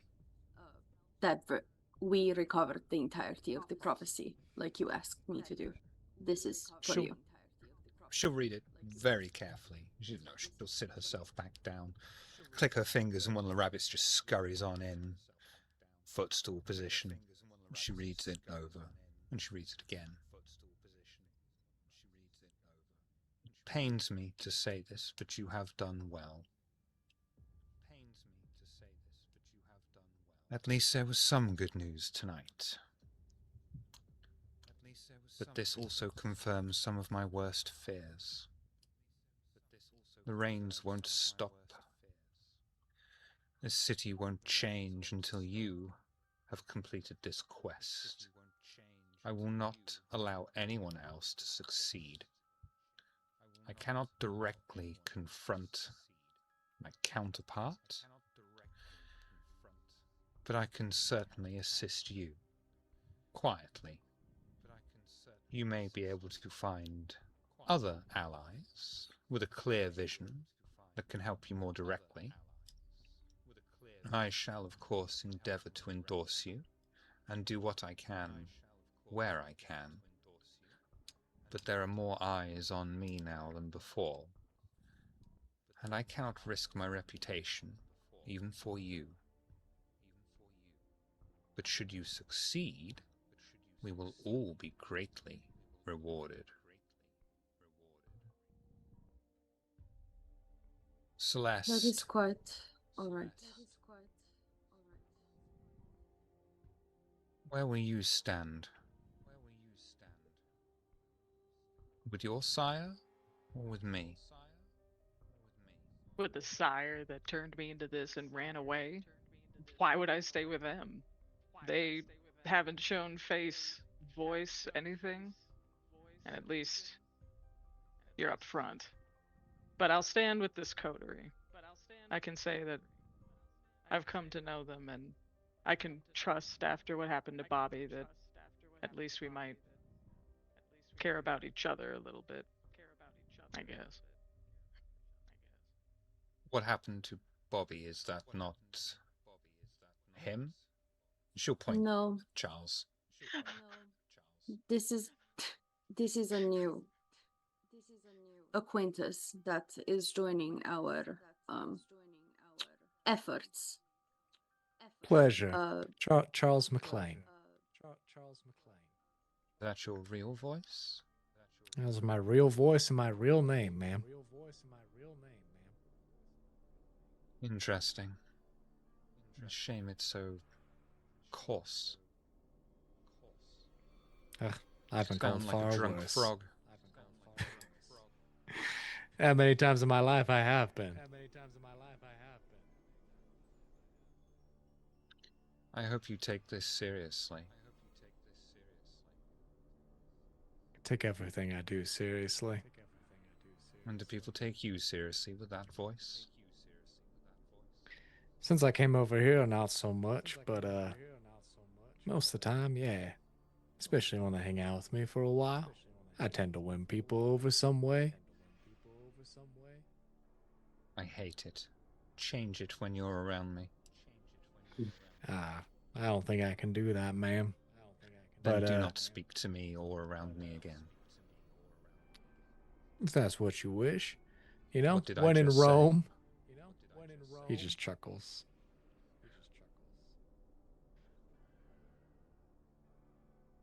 I could cut out your tongue. You might sound better then. It would regrow. You're not a very pleasant woman, are you? I will hand Charles a roll of duct tape. He just takes that and he says, "Oh, well, this is appreciated. I could use this to make some repairs in the future. Thank you, Robin." It's like nails on chalkboard to me. How can you possibly be taken seriously sounding like that? I don't know what you want me to say, but you said Nothing. nothing. Nothing at all. Why do you keep talking to me then if you don't want a response? To test you. So you can know your betters and what they want, and it seems you are not very good Camarilla material, are you? People have called me uppity in the past, yes. Gross.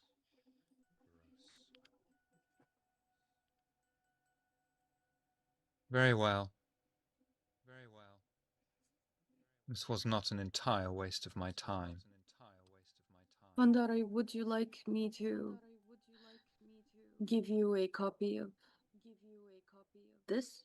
And I point at the prophecy. I can pen it really quickly for you. Keep it for now. Do not let anybody else see it. If it comes to it, destroy it, preferably by making that one eat it. Should be looking at Charles. Oh, sorry. Noted. Last thing, would it, since we are pressed with time now, for this assignment, would you think that it would be beneficial for us to have a talk with our benefactor Lorvan? Or should we Could be just... arranged. He may have more information for you. Time has always been your enemy. It just seems that now it is closer than before. These tasks need to be completed by the winter. I can assure you that we will have this done soon. We are ready now. I have sharpened my own skills and can assure our safety. There may be 3 more items after you acquire this one. I am unsure. I merely know that 5 is a sacred number in this. It would surprise me not if that was your total acquisitions. Noted. I will await on Lorven then. And then proceed with the... Go ahead. So sorry. Robin, When you're in my presence, you no longer need to shield yourself, but give the shield to that one instead. I find you more appealing than his voice, and you look like something that a dead badger threw up. Thank you, Pandora. I will make sure to give Charles a mask. I don't know how you put up with this, Celeste. I'm not. Excuse me, I'm not. Yeah, she's been literally rolling her eyes this entire time. If this sedity finger licking motherfucker says something out of his mouth one more time, I have to remember to say the whole word like this. Janet, I've found a new appreciation for you in the last few minutes, it seems. My silence. Something like that. Mm. If he ever steps out of line, you may stake him and do whatever you want with it. This guy? The southern one? Yes. Yes. That's gotta be. I feel like this is like some form of racism or something because of his Yes. accent. Yes. I think you need It's to really. offensive, coarse, and it has not got any kind of elegance to it. I'm so fucking sorry. You know, I kind of agree with you. I think a lot of us are feeling very similarly. We're not even sure if the accent is real. We're all questioning it, honestly. But it's, it is what it is, and maybe you should look inward and really tap into why it's so accent This phobic. demon Why is it, like, Because it reminds me of a family tree that is more like a single line than a tree. uh I'm saying he's inbred. My parents were bakers. wow.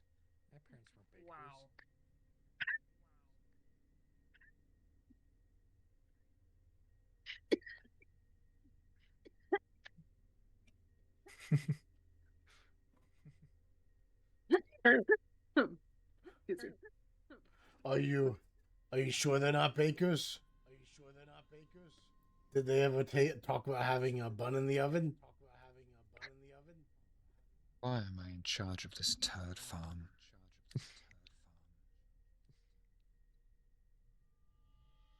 Desdemona.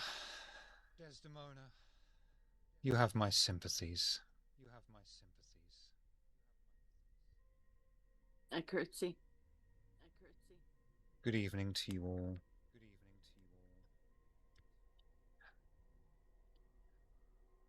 She pieces out.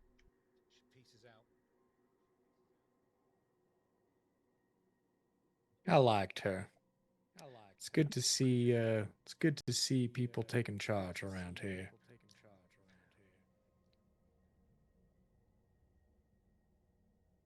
All right. It's okay if she hurt your feelings. You can talk about it. Oh no, not at all. I've seen a lack of what's the word? Leadership since I've arrived. I'm glad to see that someone's trying to correct that. What the Unfortunately, fuck? unfortunately, I have a big mouth, but she seems respectable, competent. I liked her.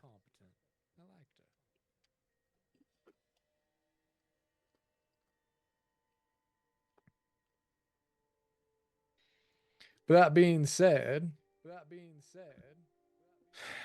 one of you mind showing me to my room? Yeah, I can. I can take you to your room. I will take him to Bobby's room. Yeah, this will be your room. It came pre-decorated. I hope you like skateboards. Oh, I'm sure it's nothing that I can't take down and make my own. Do I have permission to mess with the interior?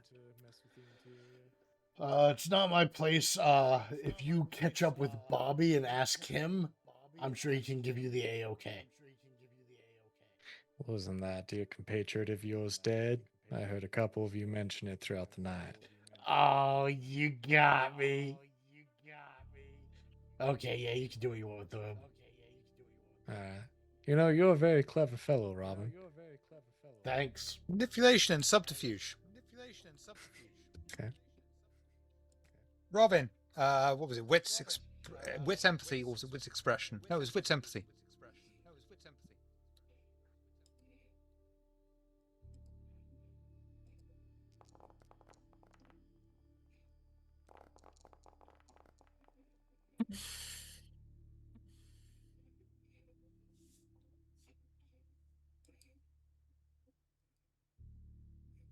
Oh, Robin.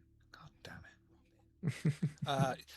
Yeah, it seems like he's being very sincere and flattering in his charming southern way. You find it a bit of a southern comfort.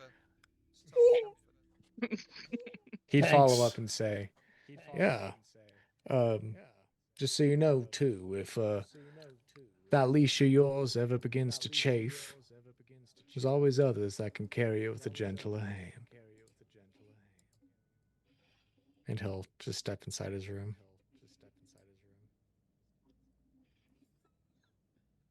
All right, have a good day. You as well, Robin. I'll see you tomorrow. Good evening. Close the door. Yeah.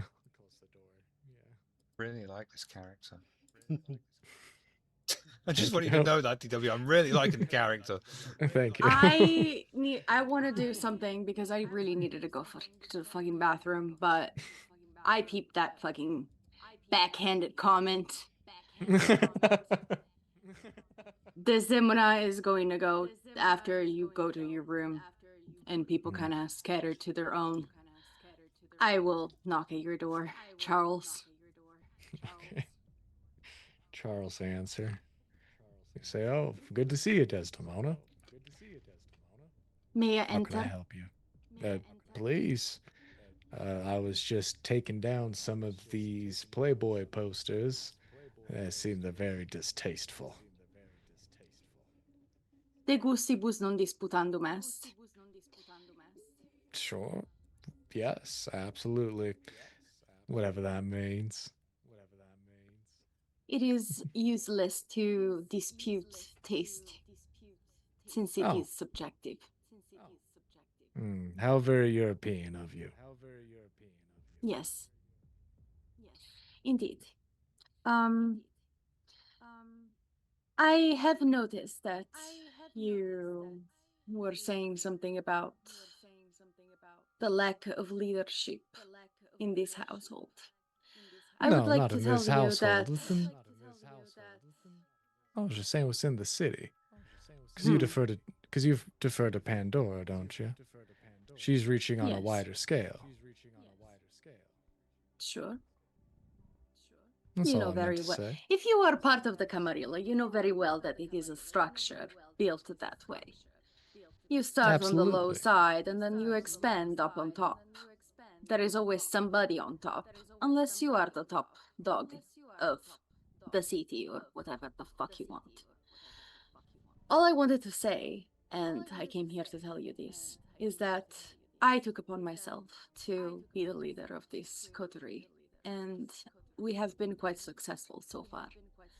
So I would like for you to just keep that in consideration and watch your step. I'm keeping an eye on you. You are very charming, and I can tell that you are very resourceful. You have been around quite a while, and it seems like you have your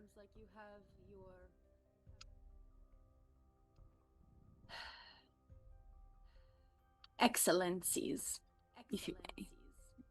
Mm-hmm. We can use that in this group we did lose a hot-headed fighter, but we could gain a strategist. I think you are more of that type. Perhaps I have not seen you or your skills in battle, but so far I can tell that you have a keen mind. But I also have a keen mind. So don't overstep. I would never. This is your abode, Miss Desdemona, and I am Yes, it simply a is. guest in it. Where I come from, hospitality is a big deal, and I plan on being as hospitable as I can be. I appreciate is the good. efforts and the opportunities you have given me. I mean you no ill will. I can assure you of that. I don't trust anybody. So I just came to say this straight to your face, so that there is no misunderstanding moving forward, since you are new here. That being said, I hope you have a wonderful night and a good rest. I will see you whenever we awaken. I curtsy and I mosey out. Sleep well, Miss Desdemona. I sure will. I am just waiting for Charles to say, "Bless your heart." And then I have to roll. I was frenzy getting roll. close. No, she left. She left Celeste before I is could gonna say lose something it. like that. Yeah. Celeste is gonna have to like roll self-control all the time moving forward.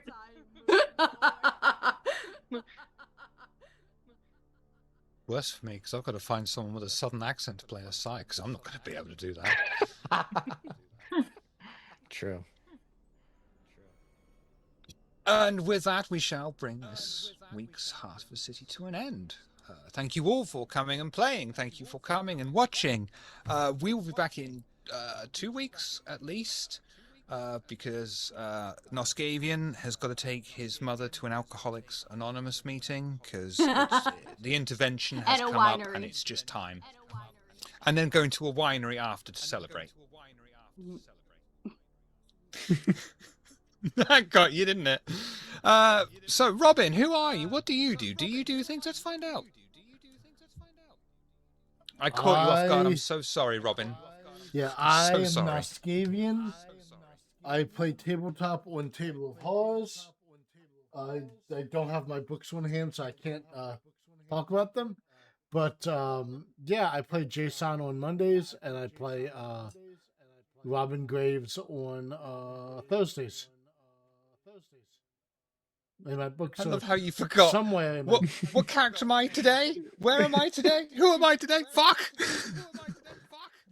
The books are Obelisk, The Long Light by Solus, and it sounded like a very interesting premise. The other one It's was The Long Dream. Windswept and Wind Woodbreaker and Windswept and Obelisk, The Long by Dream. Daybreakathon. Yeah, the books are somewhere. Oh, there they are. I found them. Hold on. You can find links in his link tree on his name. Here we go. Woodbreaker and Windswept by Daybreakathon, and Obelisk, The Long Dream by Solus. Lovely. Desdemona, who are you? What do you do? Do you do things? Let's find out. Hello, everybody. I am Finished Starlight here on Twitch and in the internets. You'll find me here playing Desdemona every Thursday. That we're playing, hopefully, unless I am some having to me. But I'm usually here. So let's pray that doesn't happen. Don't tempt fate Otherwise, like that. otherwise, I do have a Twitch account that I am excited to go back to whenever I figure out a situation that allows me to get a new computer that functions properly and doesn't die. But in the meanwhile, you'll find me here. So yeah, thank you for coming. Thank you for hanging out with us, and we'll see you in 2 weeks. Nejane, who are you, eh? What do you do? Do you do the things? We would like to find out, eh? I still like do stuff. I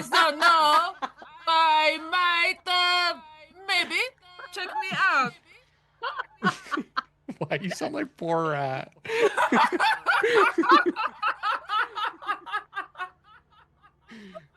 I'm glad to be in America. An American. Charles, who are you? What do you do? Do you do things? Let's find out. Hey, I'm Dead Western. I just play on Thursday. Was Bobby, now Charles. We'll see how it goes. I love But Charles other than already. that, thank you. But other than that, you'll see me around on the occasional game. I'm a hermit, but other than that, you can find me on the Discord. Are you in the other game that we haven't announced or said anything about yet? Yes, I am. I'm in the chat, but I haven't seen anything official, and it keeps going, and I don't see an opportunity to you throw remember myself how hard in it there. was to make characters for that fucking game, right? We literally needed someone with a fucking degree to come in and say, that's how you do it. Yeah. Trying to fucking write up the scenario from the book, it's just like, oh yeah, so they start on this planet and they can go and wander off. Look at this page to go and look at that. And it's like this fucking page of information. It's like, what the fucking hell? Yep. Here's the whole story on one page. Figure it out. Yeah, and then just carry on. You're just like, you didn't give me any setup for this. You just, okay, right, fine. Yep. Celeste, who are you? What do you do? Do you do things? Let's find out. Hey, I am Love Machine. I play Celeste on Thursdays with these fine folks, and I'm just happy to be here. We're Yeah, happy that's it. you are here. Check out links down below to the side for links to our Discord, YouTube, and audio-only versions of various adventures. Oh, fuck, I didn't do the fucking... That's what I forgot, you see. And kind of kicks in that I didn't check about who to go and... We'll go a raiding on. Yeah, I know, I just didn't find out who we're going to go raiding on beforehand. And now I've got to... Oh, fuck. I just wanted to copy-paste the name. Right, thank you. We will go a raiding. I've got to delay it more because I've got to type in the name of who we're going to go a raiding for because it's a very complicated and in-depth name. Shotgun Blossom, who are playing that vampire sex game I've heard so much about, but we can't go legally, morally, objectively until Janet says the line. Whoa, whoa!